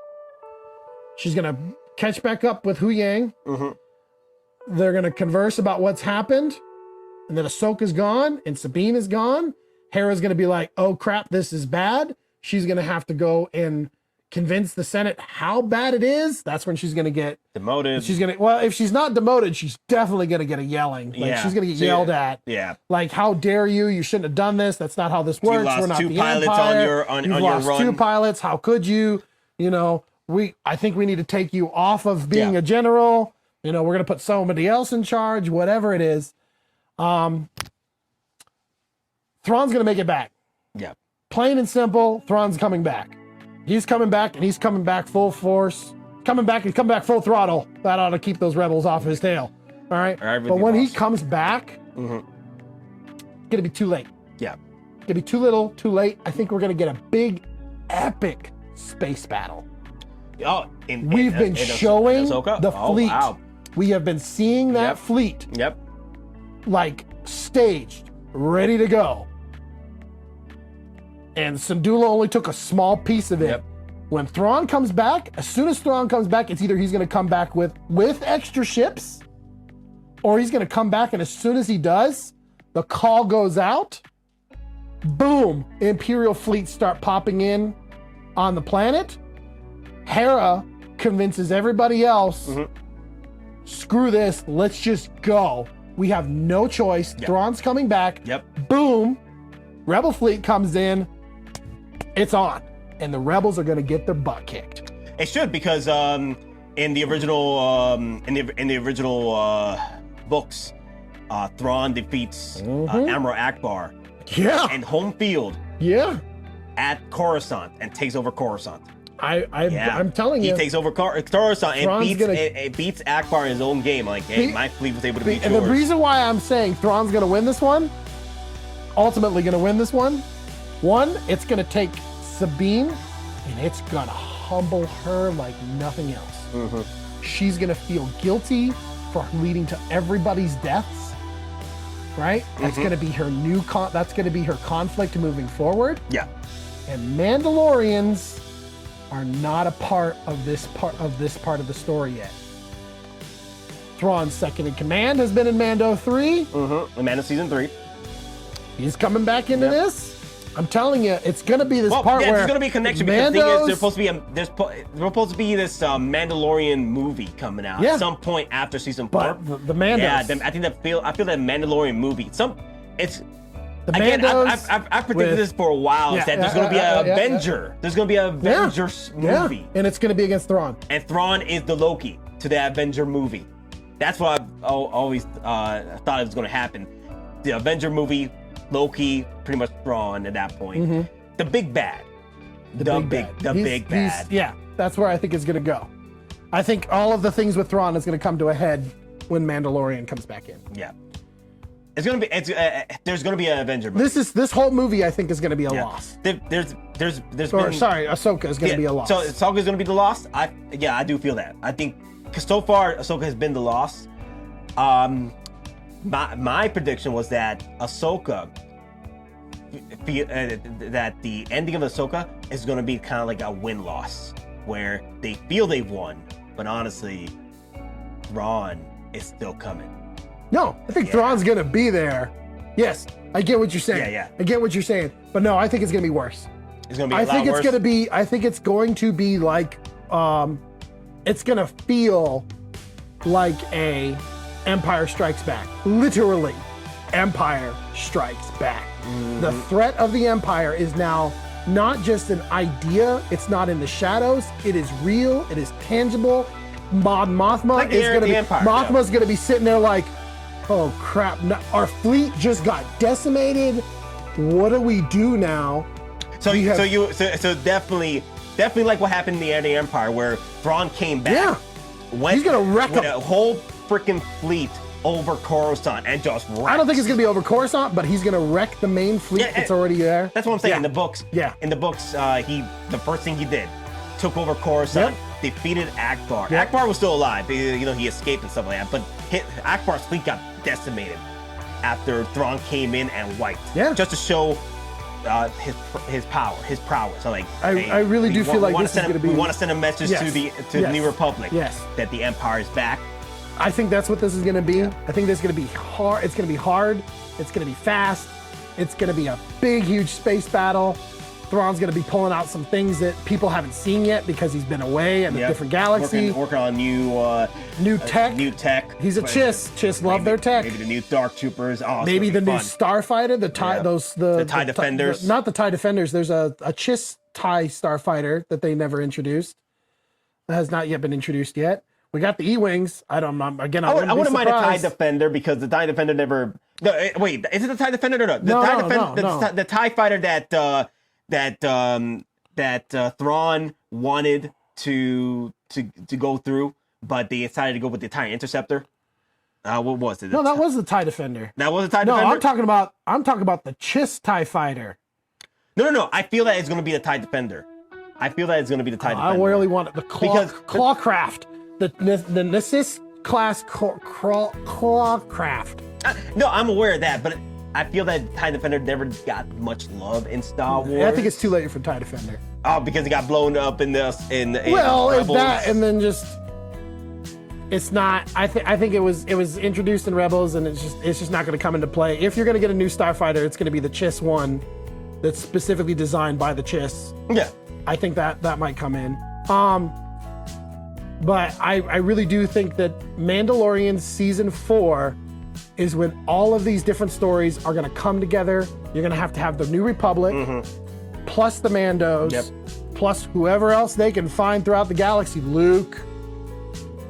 Well, that's another thing too. Like, do you think that people are asking for Luke to come into Ahsoka? I don't think he is. Not Ahsoka. Yeah. Maybe Mando. The next season of Mando. Season 4 or the Avengers Mandalorian movie, which is going to happen. Which at some point is going to happen. Yeah.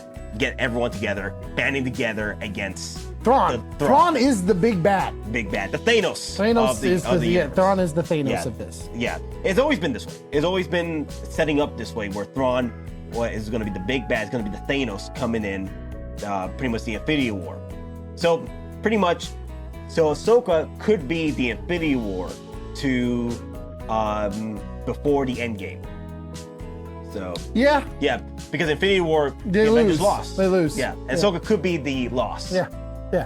But I'm just hoping that we do get enough of this of Anakin coming back with Ahsoka, for the next episode. I'm hoping for that.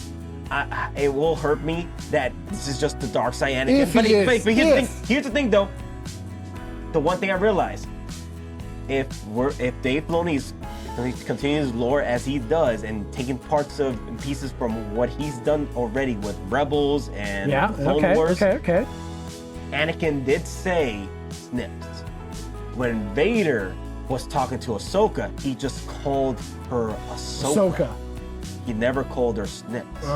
Snips was the nickname. Snips was the Anakin. He calls her Snips. So Anakin did say Snips. Okay. Anakin did say Snips. So in a way, I feel that maybe that's a good sign that this is not Vader. I think this is not Vader. I think this is an Anakin who has accepted both the light and the dark. Yeah. He has accepted that they exist in everything. Yes. And that's the balance.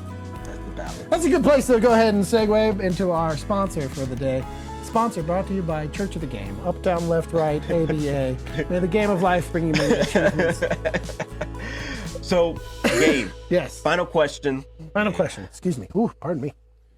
The final question. Final question. Which is your favorite so far adapted character into live action? Oh, from the Filoni universe? Yes, so far. Live action adapted. My favorite live action adapted character. Yes, because so far he has brought these characters from the animated into live action now. Man.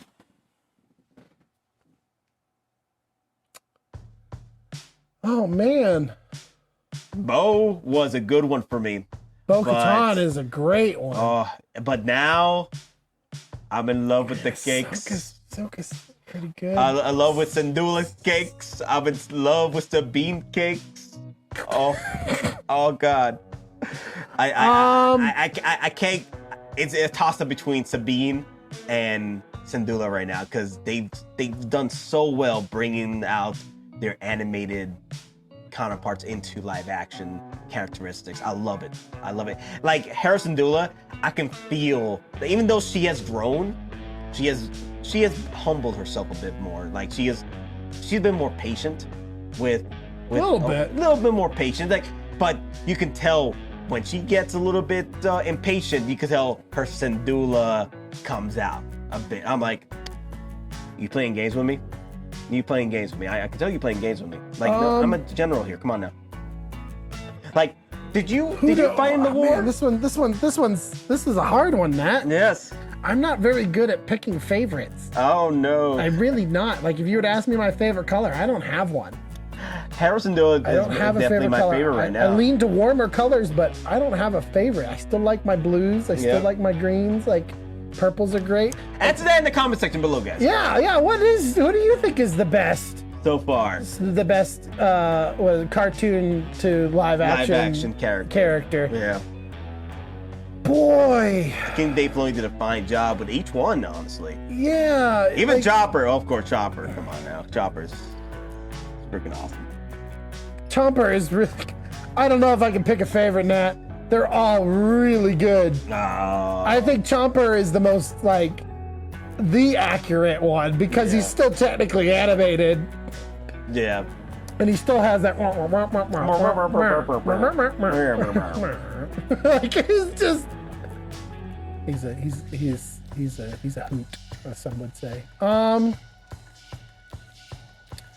Goodness gracious me.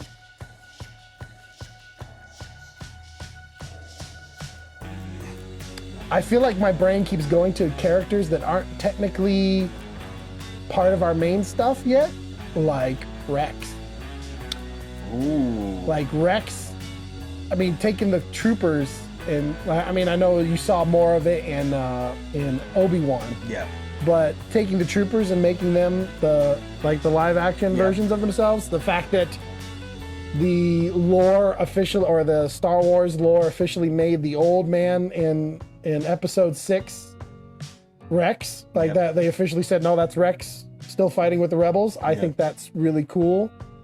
I like that. I don't know, maybe it's just the little things that I didn't expect would be live action aspects, like our governor of Lothal. Yep. I like how they did that. Cassie Brown. Yeah.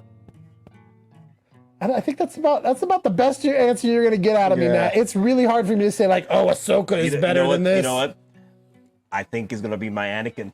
Hayden Christensen playing Anakin Skywalker from Clone Wars. I think that's gonna be my new one.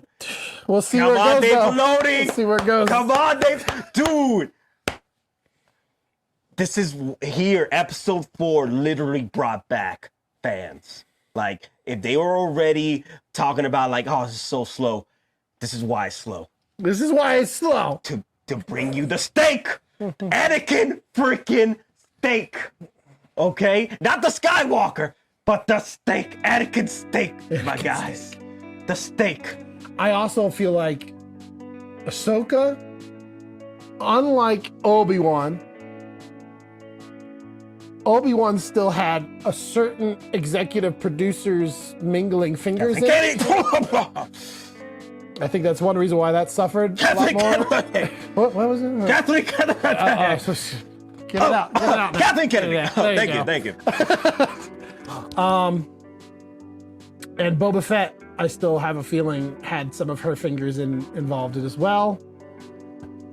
That's always that contention with the studio. Yeah. Okay, because it is a collaborative art form that still give Dave Filoni the Avenger movie, bro. But Dave Filoni, I feel like, has been in charge of this one. Yeah. Since the word go. Yeah. Same with most of Mando. Yes. Majority of Mando. There are a few things where we definitely know Kathleen Kennedy had her hands in. Yep. Like bringing back Grogu. Yep. Season 3. Which I'm not 100% opposed to, but I don't know if I agree with the way that they brought him in and stuff. He is more of a, like we discussed in our Mando review, links below and all over the places. Yep. That he is more of just the audience member like we are. Yeah, because honestly, if you take away Grogu from season 3, same. Yeah. But Filoni, you let Filoni do what Filoni do. Yep. And the Filoni give you the filet. Yeah, the filet. Let him cook. The Rancor fillets, bro. Let my boy cook. Let my king cook and return the king we've got. Is that a good way to segue out of this video? Yeah. All right, guys. Thank you all for watching. And hey, you already heard our pretty much our thoughts on the episode. We haven't done the rankings yet because we need to wait till the actual full episode is over. The full season is over. Done because I don't want to do any rankings until the full season is done. Same. That's why I feel like once the season is done or once the whole movie is done, that's when I can deliver the rankings. And we'll wait till next few weeks. Either way, thank you all for watching. Well, don't forget to like, subscribe, hit the bell of notification button if you really want to stay up to date. This is not going to be this one big long episode, but you also get little clips of it, so stay tuned for those. Please check out any of the links in the descriptions and all that other stuff. Yep. And you already heard our stuff, our predictions on and our how rants. we feel. We're hoping we get the Avenger movie, the pretty much the Infinity War, the end game to the Filoni stories here with the Return of the Jedi, Return of the Thrawns, and all that jazz. Yep. Revenge of the Thrawns. Revenge of the Thrawns. The Heir of the Empire. Heir of the Empire. But anyway, guys. I love you 3000. I love you all 600. This is the way. I have spoken. One way out. It's just love. I think it's time to begin again. Later, guys. Deuces.